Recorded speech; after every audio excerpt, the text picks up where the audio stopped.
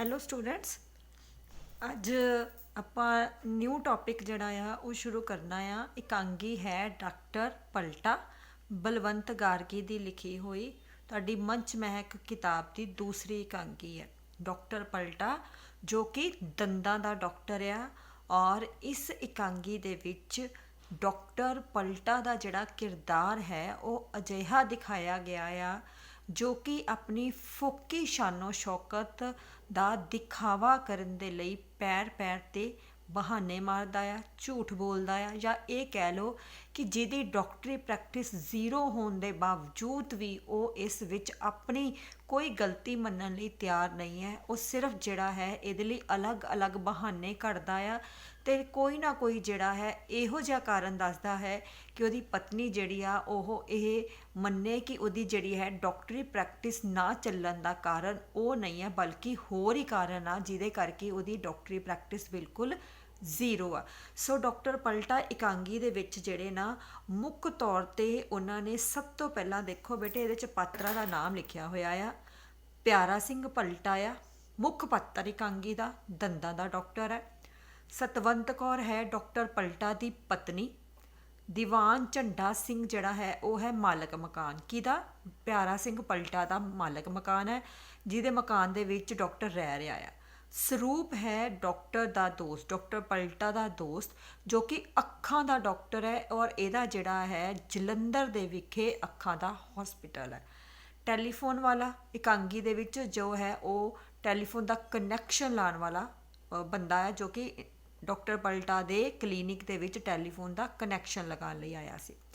ਇਸ ਤੋਂ ਇਲਾਵਾ ਜਿਹੜੇ ਆ ਉਹ ਛੋਟੇ ਮੋਟੇ ਹੋਰ ਪਾਤਰ ਆ, ਜਿਵੇਂ ਕਿ ਇਹਦੇ ਵਿੱਚ ਛੱਜੂ ਬਾਨੀਏ ਦਾ ਨਾਮ ਆਏਗਾ, ਰਮਜ਼ਾਨ ਧੋਬੀ ਦਾ ਨਾਮ ਆਏਗਾ, ਸੁਜਾਨ ਸਿੰਘ ਜਿਹਦੀ ਦੁੱਧ ਦਹੀਂ ਦੀ ਦੁਕਾਨ ਹੈ, ਕੁੱਲੂ ਦਾ ਨਾਮ ਆਏਗਾ, ਡਾਕਟਰ ਸਰੂਪ ਦੇ ਮੁੰਡੇ ਕੁੱਲੂ ਦਾ, ਕੱਲੂ ਧੋਬੀ ਦਾ ਨਾਮ ਆਏਗਾ। ਸੋ ਇਸ ਤਰ੍ਹਾਂ ਜਿਹੜੇ ਆ ਹੋਰ ਕਈ ਨਾਮ ਆਉਂਦੇ ਆ ਰੈਫਰੈਂਸ ਦੇ ਤੌਰ 'ਤੇ, ਜਿਹੜੇ ਕਿ ਇਸ ਇਕਾਂਗੀ ਦੇ ਜਿਹੜੇ ਆ ਉਹ ਸਹਾਇਕ ਪਾਤਰ, ਜਾਂ ਇਹ ਕਹਿ ਲਓ ਕਿ ਜਿਨ੍ਹਾਂ ਦੀ ਸਹਾਇਤਾ ਦੇ ਨਾਲ ਇਕਾਂਗੀ ਨੂੰ ਅਗਾਂਹ ਤੋਰਿਆ ਗਿਆ ਹੈ। ਸੋ ਇਕਾਂਗੀ ਸ਼ੁਰੂ ਕਰਦੇ ਹਾਂ। ਦੰਦਾਂ ਦੇ ਡਾਕਟਰ ਪਿਆਰਾ ਸਿੰਘ ਪਲਟਾ ਦਾ ਮਰੀਜ਼ ਦੇਖਣ ਵਾਲਾ ਕਮਰਾ। ਸਾਰੇ ਪਾਸੇ ਮਰੀਜ਼ਾਂ ਦੇ ਦੰਦ ਵੇਖਣ ਵਾਲੀ ਜਿਹੜੀ ਹੈ, ਇੱਕ ਪਾਸੇ ਮਰੀਜ਼ਾਂ ਦੇ ਦੰਦ ਦੇਖਣ ਵਾਲੀ ਕੁਰਸੀ ਪਈ ਹੈ, ਨਾਲ ਹੀ ਮਸ਼ੀਨ, ਮੇਜ਼ ਉੱਤੇ ਸ਼ੀਸ਼ੀਆਂ, ਔਜ਼ਾਰ, ਜ਼ਮੂਰ ਤੇ ਟੈਲੀਫੋਨ। ਸਟੋਵ ਵੱਲ ਰਿਹਾ ਹੈ ਜਿਸ ਉੱਤੇ ਡੱਬੇ ਵਿੱਚ ਔਜ਼ਾਰ ਉਬਲ ਰਹੇ ਹਨ। ਸੋ ਜਿਹੜਾ ਹੈ ਅੱਜ ਕੱਲ੍ਹ ਬੇਟਾ ਡਿਸਪੋਜ਼ੇਬਲ ਚੀਜ਼ਾਂ ਨਹੀਂ ਸੀ ਉਸ ਜ਼ਮਾਨੇ 'ਚ। ਉਸ ਸਮੇਂ ਕੀ ਹੁੰਦਾ ਸੀ ਕਿ ਜਿਹੜੇ ਡਾਕਟਰ ਹੈ ਜਦੋਂ ਇੱਕ ਵਾਰੀ ਕਿਤੇ ਸੰਦ ਯੂਜ਼ ਕਰ ਲੈਂਦੇ ਸੀ ਨਾ ਆਪਣੇ, ਫਿਰ ਉਹਨੂੰ ਦੁਬਾਰਾ ਜਦੋਂ ਕਿਸੇ ਹੋਰ ਮਰੀਜ਼ ਦੇ ਲਈ ਵਰਤਣਾ ਹੁੰਦਾ ਸੀ ਤਾਂ ਉਹਨੂੰ ਬੋਇਲ ਕਰਦੇ ਸੀ ਤਾਂ ਕਿ ਕੀਟਾਣੂ ਇੱਕ ਦੂਜੇ ਤੋਂ ਜਿਹੜੇ ਆ ਉਹ ਨਾ ਜਾਣ। ਸੋ ਪਿਆਰਾ ਸਿੰਘ ਪਲਟਾ ਦਾ ਜਿਹੜਾ ਹੈ ਕਮਰਾ ਆ ਮਰੀਜ਼ਾਂ ਨੂੰ ਦੇਖਣ ਵਾਲਾ, ਉਹਦੇ ਵਿੱਚ ਉਹਦੀਆਂ ਜਿਹੜੀਆਂ ਆ ਔਜ਼ਾਰ ਪਏ ਆ, ਜਮੂਰ ਪਿਆ ਜਿਹਦੇ ਨਾਲ ਆਪਾਂ ਦੰਦ ਕੱਢਦੇ ਆ, ਉਹਨੂੰ ਜਿਹੜਾ ਹੈ ਉਹ ਸਟੋਵ ਬਲਦਾ ਹੈ ਜਿਹਦੇ ਵਿੱਚ ਉਹਨੇ ਔਜ਼ਾਰ ਜਿਹੜੇ ਆ ਉਹ ਉਬਲ ਰਹੇ ਆ। ਪਰਦਾ ਉੱਠਦਾ ਹੈ, ਪਿਆਰਾ ਸਿੰਘ ਠਾਠਾ ਬੰਨੀ ਕੁਰਸੀ ਉੱਤੇ ਬੈਠਾ ਡਾਕਟਰੀ ਦੀ ਇੱਕ ਮੋਟੀ ਕਿਤਾਬ ਫੋਲ ਰਿਹਾ ਹੈ। ਸਤਵੰਤ ਕੌਰ ਫਲਿੱਟ ਛਿੜਕ ਰਹੀ ਹੈ। ਠਾਠਾ ਹੁੰਦਾ ਹੈ ਜਿਹੜਾ ਅਸੀਂ ਬੇਟਾ ਆਪਣੇ ਚਿਹਰੇ ਦੇ ਉੱਪਰ ਬੰਨ੍ਹਦੇ ਆ, ਦਾੜੀ ਨੂੰ ਸੱਟ ਕਰਨ ਲਈ ਜਿਹੜੀ ਪੱਟੀ ਬੰਨੀ ਜਾਂਦੀ ਹੈ ਨਾ, ਉਹਨੂੰ ਠਾਠਾ ਕਹਿੰਦੇ ਆ। ਸੋ ਡਾਕਟਰ ਜਿਹੜਾ ਪਿਆਰਾ ਸਿੰਘ ਪਲਟਾ ਆ ਉਹ ਆਪਣੇ ਕਲੀਨਿਕ ਦੇ ਵਿੱਚ ਤਿਆਰ ਸ਼ਿਆਰ ਹੋ ਕੇ ਬੈਠਾ ਆ। ਸਤਵੰਤ ਫਲਿੱਟ ਛਿੜਕ ਰਹੀ ਹੈ ਜਿਹੜੀ ਆਪਾਂ ਮੱਛਰਾਂ ਨੂੰ ਮਾਰਨ ਦੇ ਲਈ ਵਰਤਦੇ ਆ। ਸਤਵੰਤ, ਹੁਣ ਠਾਠਾ ਲਾ ਦਿਓ, ਬਥੇਰਾ ਚਿਰ ਹੋ ਗਿਆ। ਡਾਕਟਰ, ਨਹੀਂ ਹਾਲੇ ਦਾੜੀ ਠੀਕ ਤਰ੍ਹਾਂ ਪ੍ਰੈਸ ਨਹੀਂ ਹੋਈ। ਸਤਵੰਤ, 3 ਘੰਟੇ ਹੋ ਗਏ ਨੇ ਇਸੇ ਤਰ੍ਹਾਂ ਘੁੱਗੂ ਵੱਟਾ ਬਣੇ ਬੈਠਿਆਂ ਨੂੰ, ਤਦੇ ਤੋਂ ਕੋਈ ਮਰੀਜ਼ ਨਹੀਂ ਵੜਦਾ। ਡਾਕਟਰ, ਜਦ ਕੋਈ ਮਰੀਜ਼ ਆਉਂਦਾ ਹੈ ਤਾਂ ਤੂੰ ਵੇਖਿਆ ਕਦੀ ਇਹ ਠਾਠਾ ਮੇਰੇ ਵਾਲ ਹੀ ਰਤਾ ਕੁੰਡਵੇ ਕੁੰਡਵੇ ਹੁੰਦਾ ਹੈ, ਤਿੱਖੇ ਸਖਤ ਵਾਲ ਹੋਣੇ, ਇੰਨੀ ਫਿਕਸੋ ਲਾਈਏ ਪਰ। ਸੋ ਜਿਹੜਾ ਡਾਕਟਰ ਹੈ ਉਹ ਕੀ ਐਕਸਕਿਊਜ਼ ਦਿੰਦਾ ਆ ਕਿ ਉਹਨੇ ਠਾਠਾ ਇਸ ਕਰਕੇ ਬੰਨਿਆ ਹੋਇਆ ਕਿਉਂਕਿ ਉਹਦੇ ਜਿਹੜੇ ਵਾਲ ਆ ਉਹ ਸਖਤ ਆ, ਛੇਤੀ ਕਿਤੇ ਸੈੱਟ ਨਹੀਂ ਹੁੰਦੇ, ਕਿੰਨੀ ਫਿਕਸੋ ਲਾਉਣ ਤੋਂ ਬਾਅਦ ਵੀ ਉਹ ਖੜੇ ਹੀ ਰਹਿੰਦੇ ਆ, ਇਸ ਕਰਕੇ ਜਿਹੜਾ ਆ ਉਹਨੇ ਹਜੇ ਤੱਕ ਠਾਠਾ ਨਹੀਂ ਲਾਇਆ। ਸਤਵੰਤ, ਹਾਂ ਫਿਕਸੋ, ਮੈਂ ਵੇਖੀ ਸੀ ਉਹ ਗੂੰਦ। ਡਾਕਟਰ, ਗੂੰਦ? ਪੂਰੇ 3 ਰੁਪਏ ਖਰਚੇ ਸਨ, ਵਧੀਆ ਸ਼ੀਸ਼ੀ ਏ। ਸਤਵੰਤ ਕੋਲ ਜਾ ਕੇ ਸੁੰਘਦੀ ਹੈ, ਹਾਏ ਕੋਰੀ ਗੂੰਦ। ਡਾਕਟਰ, ਬਸ 3 ਮਿੰਟ ਪਿੱਛੋਂ ਠਾਠਾ ਲਾ ਸੁੱਟਾਂਗਾ। ਸਤਵੰਤ, ਮੈਂ ਤੁਸਾਂ ਨੂੰ ਇੰਨੀ ਵਾਰ ਆਖਿਆ ਕਿ ਇਸ ਕਮਰੇ ਵਿੱਚ ਠਾਠਾ ਬਣ ਕੇ ਨਾ ਬੈਠਿਆ ਕਰੋ। ਡਾਕਟਰ, ਹੱਲਾ ਛੇਤੀ ਛੇਤੀ ਫਲਿਟ ਛਿੜਕਦੇ ਮਰੀਜ਼ਾਂ ਦੇ ਆਉਣ ਦਾ ਵੇਲਾ ਹੈ। ਸੋ ਡਾਕਟਰ ਜਿਹੜਾ ਹੈ ਉਹ ਤਿਆਰ ਹੋ ਕੇ ਆਪਣੇ ਕਲੀਨਿਕ ਦੇ ਵਿੱਚ ਬੈਠਾ ਮਰੀਜ਼ਾਂ ਦੀ ਉਡੀਕ ਕਰ ਰਿਹਾ ਹੈ ਕਿ ਛੇਤੀ ਤੋਂ ਛੇਤੀ ਜਿਹੜਾ ਹੈ ਕੋਈ ਮਰੀਜ਼ ਉਹਦੇ ਕਲੀਨਿਕ ਦੇ ਵਿੱਚ ਆਵੇ। ਸਤਵੰਤ ਆ ਚੁੱਕਿਆ ਮਰੀਜ਼। ਇਸ ਤਰ੍ਹਾਂ ਨਿੱਤ ਮਰੀਜ਼ ਦੀ ਉਡੀਕ ਕਰਦੇ ਕਰਦੇ ਤੁਸੀਂ ਆਪ ਮਰੀਜ਼ ਹੋ ਗਏ ਹੋ। ਦੇਖੋ ਨਾ ਕਿੱਡੇ ਮਾੜੇ ਦਿਸਦੇ ਹੋ, ਮਾੜੇ ਮਤਲਬ ਕਮਜ਼ੋਰ। ਸੋ ਇੱਥੋਂ ਤੁਹਾਡੀ ਇਕਾਂਗੀ ਦੀ ਸ਼ੁਰੂਆਤ ਹੋ ਗਈ, ਜਿੱਥੋਂ ਸਾਨੂੰ ਸਾਫ਼ ਪਤਾ ਲੱਗਦਾ ਆ ਕਿ ਜਿਹੜੀ ਸਤਵੰਤ ਸੀ ਉਹ ਆਪਣੇ ਪਤੀ ਦੇ ਕੰਮ ਤੋਂ ਖੁਸ਼ ਨਹੀਂ ਸੀ, ਕਿਉਂਕਿ ਉਹ ਇਸ ਗੱਲ ਨੂੰ ਚੰਗੀ ਤਰ੍ਹਾਂ ਜਾਣਦੀ ਸੀ ਕਿ ਡਾਕਟਰ ਪਲਟਾ ਦੇ ਕਲੀਨਿਕ ਦੇ ਵਿੱਚ ਕਿਸੇ ਵੀ ਮਰੀਜ਼ ਨੇ ਨਹੀਂ ਆਉਣਾ। ਉਡੀਕ ਕਰ ਕਰਕੇ ਸਾਰੇ ਦਿਨ ਨਿਕਲ ਜਾਂਦਾ ਹੈ ਪਰ ਕੋਈ ਵੀ ਮਰੀਜ਼ ਉਹਨਾਂ ਦੇ ਕਲੀਨਿਕ ਵਿੱਚ ਨਹੀਂ ਵੜਦਾ। ਇਸ ਕਰਕੇ ਜਿਹੜੀ ਸਤਵੰਤ ਹੈ ਉਹ ਡਾਕਟਰ ਪਲਟਾ ਨੂੰ ਕਹਿੰਦੀ ਹੈ ਕਿ ਜਿਹੜਾ ਹੈ ਉਹਦੀ ਖੁਦ ਦੀ ਹਾਲਤ ਜਿਹੜੀ ਹੈ ਨਾ ਉਹ ਮਰੀਜ਼ਾਂ ਵਰਗੀ ਹੋ ਗਈ ਹੈ। ਇੰਨੀ ਦੇਰ ਹੋ ਗਈ ਮਰੀਜ਼ ਦੀ ਉਡੀਕ ਕਰਦੇ ਕਰਦੇ ਪਰ ਕੋਈ ਮਰੀਜ਼ ਉਹਨਾਂ ਦੇ ਕਲੀਨਿਕ ਵਿੱਚ ਨਹੀਂ ਵੜਿਆ ਤੇ ਡਾਕਟਰ ਪਲਟਾ ਦੀ ਖੁਦ ਦੀ ਹਾਲਤ ਜਿਹੜੀ ਹੈ ਨਾ ਉਹ ਬਿਮਾਰਾਂ ਵਰਗੀ ਹੋ ਗਈ ਹੈ ਔਰ ਜਿਹੜਾ ਸਰੀਰ ਹੈ ਉਹ ਵੀ ਉਹਨਾਂ ਦਾ ਕਾਫੀ ਮਾੜਾ ਮਤਲਬ ਕਮਜ਼ੋਰ ਦਿਖਣ ਲੱਗ ਪਿਆ ਹੈ। ਡਾਕਟਰ ਆਪਣੇ ਮੂੰਹ ਨੂੰ ਟੋਕੇ ਮਤਲਬ ਹੱਥ ਲਾ ਕੇ ਵੇਖਦਾ ਆ। ਹੱਲਾ ਪਹਿਲ ਏਕਰ ਹੀ ਹੁੰਦਾ। ਏਕਰ ਮਤਲਬ ਇਸੇ ਤਰ੍ਹਾਂ ਪਹਿਲਾ ਪਹਿਲ ਮਤਲਬ ਜਦੋਂ ਅਸੀਂ ਕੋਈ ਕੰਮ ਸ਼ੁਰੂ ਕਰਦੇ ਆ ਨਾ ਤਾਂ ਇੱਦਾਂ ਹੀ ਹੁੰਦਾ ਆ। ਵੱਡੇ ਵੱਡੇ ਸ਼ਾਇਰ, ਲੀਡਰ ਤੇ ਡਾਕਟਰ ਪਹਿਲਾ ਪਹਿਲ ਭੁੱਖੇ ਹੀ ਮਾਰਦੇ ਨੇ। ਡਾਕਟਰ ਬੇਲੀ ਰਾਮ ਦਾ ਨਾਮ ਸੁਣਿਆ ਹੈ ਤੂੰ? ਜਦੋਂ ਉਸ ਦੁਕਾਨ ਖੋਲ੍ਹੀ ਸੀ ਤਾਂ ਸ਼ੁਰੂ ਵਿੱਚ 6 ਮਹੀਨੇ ਕੋਈ ਮਰੀਜ਼ ਨਹੀਂ ਸੀ ਵੜਿਆ। ਸੋ ਇੱਥੇ ਜਿਹੜਾ ਹੈ ਸਭ ਤੋਂ ਪਹਿਲਾਂ ਜਿਹੜਾ ਡਾਕਟਰ ਹੈ, ਜਦੋਂ ਉਹਦੀ ਪਤਨੀ ਸਤਵੰਤ ਕਹਿੰਦੀ ਹੈ ਨਾ ਕਿ ਕਿਸੇ ਵੀ ਮਰੀਜ਼ ਨੇ ਉਹਨਾਂ ਦੇ ਕਲੀਨਿਕ ਦੇ ਵਿੱਚ ਨਹੀਂ ਆਉਣਾ, ਤਾਂ ਉਸ ਸਮੇਂ ਜਿਹੜਾ ਡਾਕਟਰ ਹੈ ਉਹ ਸਭ ਤੋਂ ਪਹਿਲਾਂ ਬੇਟੇ ਆਪਣਾ ਬਹਾਨਾ ਮਾਰਦਾ ਆ। ਕੀ ਕਹਿੰਦਾ ਆ ਕਿ ਜਿਹੜੇ ਵੱਡੇ ਵੱਡੇ ਸ਼ਾਇਰ ਹੁੰਦੇ, ਸ਼ਾਇਰੀ ਲਿਖਦੇ ਆ ਨਾ, ਜਾਂ ਲੀਡਰ ਨੇਤਾ ਲੋਕ, ਤੇ ਜਿਹੜੇ ਡਾਕਟਰ ਆ ਜਦੋਂ ਵੀ ਕੋਈ ਕੰਮ ਧੰਦਾ ਸ਼ੁਰੂ ਕਰਦੇ ਆ ਨਾ ਤਾਂ ਪਹਿਲਾਂ ਉਹਨਾਂ ਨੂੰ ਭੁੱਖਾ ਹੀ ਮਰਨਾ ਪੈਂਦਾ। ਇੱਕਦਮ ਉਹਨਾਂ ਨੂੰ ਕਮਾਈ ਹੋਣੀ ਸ਼ੁਰੂ ਨਹੀਂ ਹੁੰਦੀ। ਔਰ ਆਪਣੇ ਜਿਹੜਾ ਹੈ ਉਹ ਜਿਹੜੀ ਗੱਲ ਆ ਉਹਨੂੰ ਸਹੀ ਸਾਬਿਤ ਕਰਨ ਦੇ ਲਈ ਉਹ ਡਾਕਟਰ ਬੇਲੀ ਰਾਮ ਦਾ ਨਾਮ ਦਿੰਦਾ ਆ ਕਿ ਜਦੋਂ ਉਹਨੇ ਦੁਕਾਨ ਖੋਲ੍ਹੀ ਸੀ ਨਾ ਤਾਂ 6 ਮਹੀਨੇ ਉਹਦੇ ਕਲੀਨਿਕ ਦੇ ਵਿੱਚ ਕੋਈ ਵੀ ਜਿਹੜਾ ਹੈ ਮਰੀਜ਼ ਨਹੀਂ ਸੀ ਵੜਿਆ। ਉਹਨੇ ਵਿਹਲੇ ਬਹਿ ਕੇ ਹੀ ਕੱਢੇ ਸੀ। ਸੋ ਇਹ ਤੁਸੀਂ ਯਾਦ ਰੱਖਣਾ ਆ ਕਿ ਡਾਕਟਰ ਜਿਹੜਾ ਹੈ ਆਪਣੀ ਡਾਕਟਰੀ ਪ੍ਰੈਕਟਿਸ ਨਾ ਚੱਲਣ ਦੇ ਕਿਹੜੇ ਬਹਾਨੇ ਘੜਦਾ ਆ, ਬਣਾਉਂਦਾ ਆ। ਸਭ ਤੋਂ ਪਹਿਲਾ ਬਹਾਨਾ ਉਹਨੇ ਬਣਾਇਆ ਸੀ ਕਿ ਸ਼ਾਇਰ, ਲੀਡਰ ਤੇ ਡਾਕਟਰ ਪਹਿਲਾ ਪਹਿਲ ਭੁੱਖੇ ਹੀ ਮਰਦੇ ਨੇ ਤੇ ਡਾਕਟਰ ਬੇਲੀ ਰਾਮ ਨੇ ਵੀ ਦੁਕਾਨ ਖੋਲ੍ਹੀ ਸੀ ਤੇ 6 ਮਹੀਨੇ ਜਿਹੜਾ ਹੈ ਉਹਨੂੰ ਉਡੀਕ ਕਰਨੀ ਪਈ ਸੀ, ਕੋਈ ਮਰੀਜ਼ ਉਹਦੇ ਕਲੀਨਿਕ ਵਿੱਚ ਨਹੀਂ ਆਇਆ ਸੀ। ਸਤਵੰਤ ਫਲਿਟ ਛਿੜਕਦੀ ਆ, ਉਫ ਕਿੰਨਾ ਮੱਛਰ। ਕੁਝ ਯਾਦ ਕਰਕੇ ਉਹ ਫਲਿਟ ਛਿੜਕਣਾ ਬੰਦ ਕਰ ਦਿੰਦੀ ਹੈ ਅਤੇ ਡਾਕਟਰ ਕੋਲ ਜਿਹੜਾ ਮੁੜ ਕਿਤਾਬ ਪੜ੍ਹਨ ਲੱਗ ਪਿਆ ਆ ਕੇ ਖਲੋ ਜਾਂਦੀ ਹੈ। ਡਾਕਟਰ ਸਿਰ ਚੁੱਕ ਕੇ, ਕੀ? ਸਤਵੰਤ ਧੋਬੀ ਆਇਆ ਸੀ, ਹੁਣ ਉਸਦੀ ਧੁਲਾਈ ਦੇਣੀ ਹੈ। ਛੱਜੂ ਵਾਂਗ ਉਸਨੂੰ ਵੀ ਟਰਕਾਈ ਰੱਖਣਾ ਹੈ। ਟਰਕਾਈ ਮਤਲਬ ਲਾਰੇ ਲਾਈ ਜਾਣੇ ਆ। ਛੱਜੂ ਦਾ ਜੇਕਰ ਇੱਥੇ ਤੁਹਾਨੂੰ ਬੱਚੇ ਪੁੱਛੇ ਤਾਂ ਛੱਜੂ ਹੈਗਾ ਕਰਿਆਨੇ ਵਾਲਾ, ਜਿੱਤੋਂ ਉਹ ਆਪਣਾ ਰਾਸ਼ਨ ਪਾਣੀ ਲਿਆਉਂਦੇ ਸੀ, ਤੇ ਧੋਬੀ ਸੀ ਜਿੱਤੋਂ ਆਪਣੇ ਕੱਪੜੇ ਧਵਾਉਂਦੇ ਸੀ। ਠੀਕ ਹੈ। ਡਾਕਟਰ ਕਿਉਂ ਛੱਜੂ ਨੂੰ ਕੀ? ਸਤਵੰਤ ਮਹੀਨਾ ਭਰ ਉਹਦੀ ਹੱਟੀ ਦਾ ਉਧਾਰ ਖਾਦਾ, ਭਾਵੇਂ 7-8 ਰੁਪਏ ਹੀ ਸਨ, ਪਰ ਉਹ ਤਾਂ ਵਹੀ ਚੁੱਕੇ। ਵਹੀ ਹੁੰਦਾ ਜਿਸ 'ਚ ਹਿਸਾਬ ਕਿਤਾਬ ਲਿਖਿਆ ਜਾਂਦਾ ਹੈ। ਨਿੱਤ ਆ ਵੜਦਾ ਸੀ। ਮੈਂ ਤਾਂ ਮੁਹੱਲੇ ਵਾਲਿਆਂ ਨੂੰ ਮੂੰਹ ਨਹੀਂ ਸੀ ਵਿਖਾ ਸਕਦੀ। ਉਹ ਫੇਰੇ ਮਾਰ ਕੇ ਸਾਡੀ ਦਲਹੀਜ ਨੀਵੀਂ ਕਰ ਦਿੱਤੀ। ਬਾਣੀਆ ਸੀ, ਇਸੇ ਲਈ ਤੁਹਾਡੇ ਕੋਲੋਂ ਡਰਦਾ ਰਿਹਾ। ਪਰ ਇਹ ਰਮਜ਼ਾਨ ਧੋਬੀ ਤਾਂ। ਡਾਕਟਰ ਹਾਂ ਮੈਨੂੰ ਪਤਾ ਹੈ। ਅੱਜ ਇੱਕ ਮਰੀਜ਼ ਨੇ ਆਉਣਾ ਹੈ, ਉਸਦਾ ਕੇਸ ਤਿਆਰ ਕਰ ਰਿਹਾ ਹਾਂ। ਸੋ ਇੱਥੇ ਤੁਸੀਂ ਯਾਦ ਰੱਖਣਾ ਆ ਕਿ ਜਦੋਂ ਸਤਵੰਤ ਕਹਿੰਦੀ ਹੈ ਨਾ ਕਿ ਕਿਸੇ ਵੀ ਤੁਹਾਡੇ ਕਲੀਨਿਕ ਵਿੱਚ ਮਰੀਜ਼ ਨੇ ਨਹੀਂ ਆਉਣਾ, ਤੇ ਉਸ ਤੋਂ ਬਾਅਦ ਜਿਹੜਾ ਉਹ ਕਹਿੰਦਾ ਕਿ ਪਹਿਲਾ ਪਹਿਲ ਭੁੱਖੇ ਹੀ ਮਾਰਦੇ ਨੇ, ਤੇ ਉਸ ਤੋਂ ਬਾਅਦ ਜਿਹੜੀ ਹੈ ਕਿਹੜੀ ਘਟਨਾ ਵਾਪਰਦੀ ਆ। ਉਸ ਤੋਂ ਬਾਅਦ ਸਤਵੰਤ ਜਿਹੜੀ ਹੈ ਡਾਕਟਰ ਪਲਟਾ ਨੂੰ ਦੱਸਦੀ ਆ ਕਿ ਉਹਨਾਂ ਨੇ ਛੱਜੂ ਕਰਿਆਨੇ ਵਾਲੇ ਦੇ ਤੇ ਧੋਬੀ ਰਮਜ਼ਾਨ ਦੇ ਹਜੇ ਤੱਕ ਪੈਸੇ ਵਾਪਸ ਨਹੀਂ ਕੀਤੇ। ਬੇਸ਼ੱਕ ਜਿਹੜਾ ਛੱਜੂ ਹੈ ਉਹ ਬਾਣੀਆ ਆ, ਬਹੁਤਾ ਜ਼ਿਆਦਾ ਖੈੜੇ ਨਹੀਂ ਪੈਂਦਾ, ਪਰ ਬਾਰ-ਬਾਰ ਉਹ 7-8 ਰੁਪਏ ਲਈ ਗੇੜੇ ਮਾਰਦਾ ਆ। ਪਰ ਜਿਹੜਾ ਧੋਬੀ ਹੈ ਨਾ ਰਮਜ਼ਾਨ, ਉਹ ਪਠਾਨ ਆ, ਬਹੁਤ ਲੜਾਕਾ ਆ, ਇਸ ਕਰਕੇ ਉਹਦੇ ਪੈਸੇ ਜਿਹੜੇ ਆ ਉਹ ਅੱਜ ਦੇ ਅੱਜ ਦੇਣੇ ਪੈਣਗੇ। ਸੋ ਡਾਕਟਰ ਕਹਿੰਦਾ ਕਿ ਹਾਂ ਉਹਨੇ ਜਿਹੜਾ ਹੈ ਇੱਕ ਕੇਸ ਤਿਆਰ ਕੀਤਾ ਆ, ਉਹਨੂੰ ਪੈਸੇ ਮਿਲਣੇ ਆ ਤੇ ਅੱਜ ਧੋਬੀ ਦੇ ਉਹ ਪੈਸੇ ਦੇ ਦੇਵੇਗਾ। ਸਤਵੰਤ ਸਾਡੇ ਭਾਗਾਂ ਵਿੱਚ ਮਰੀਜ਼ ਕਿੱਥੇ? ਡਾਕਟਰ ਆਸ ਦੀਆਂ ਨਜ਼ਰਾਂ, ਜੇ ਮੇਰੀ ਇੱਕ ਗੱਲ ਮੰਨੇ। ਸਤਵੰਤ ਤੁਹਾਡੀਆਂ ਗੱਲਾਂ ਮੰਨਦੀ ਨੂੰ ਤਾਂ ਆਹ ਦਿਨ ਆ ਗਏ ਨੇ। ਐਡਾ 18 ਫੁੱਟ ਦਾ ਫੱਟਾ ਲੱਗਿਆ ਹੈ ਬਾਹਰ, ਡਾਕਟਰ ਪਿਆਰਾ ਸਿੰਘ ਪਲਟਾ। ਪਰ ਖੋਰੇ ਮਰੀਜ਼ਾਂ ਦਾ ਇੱਥੇ ਆਉਂਦਿਆਂ ਸਾਹ ਨਿਕਲਦਾ ਹੈ, ਕੋਈ ਕਿਹੜਾ ਅੰਦਰ ਵੜਦਾ ਹੈ ਲੰਬਾ ਸਾਹ ਭਰ ਕੇ, ਜੇ ਤੁਸੀਂ ਮੇਰੀ ਗੱਲ ਮੰਨਦੇ। ਡਾਕਟਰ ਉਤਾਵਲੇ, ਕੀ? ਸਤਵੰਤ, ਇਸ ਤੋਂ ਚੰਗਾ ਤਾਂ ਤੁਸੀਂ ਦੁੱਧ ਦਹੀਂ ਦੀ ਦੁਕਾਨ ਖੋਲ੍ਹ ਲਓ। ਤੁਹਾਡੀ ਦੇਹ ਸੁੱਕ ਗਈ, ਦੇਹ ਹੁੰਦਾ ਸਰੀਰ, ਦੁੱਧ ਪੀ ਕੇ ਸਿਹਤ ਬਣਾਈ ਹੁੰਦੀ। ਚਾਂਦਨੀ ਚੌਕ ਵਿੱਚ ਸੁਜਾਨ ਸਿੰਘ ਦੀ ਹੱਟੀ ਕਿੱਡੀ ਚੱਲ ਨਿਕਲੀ ਏ।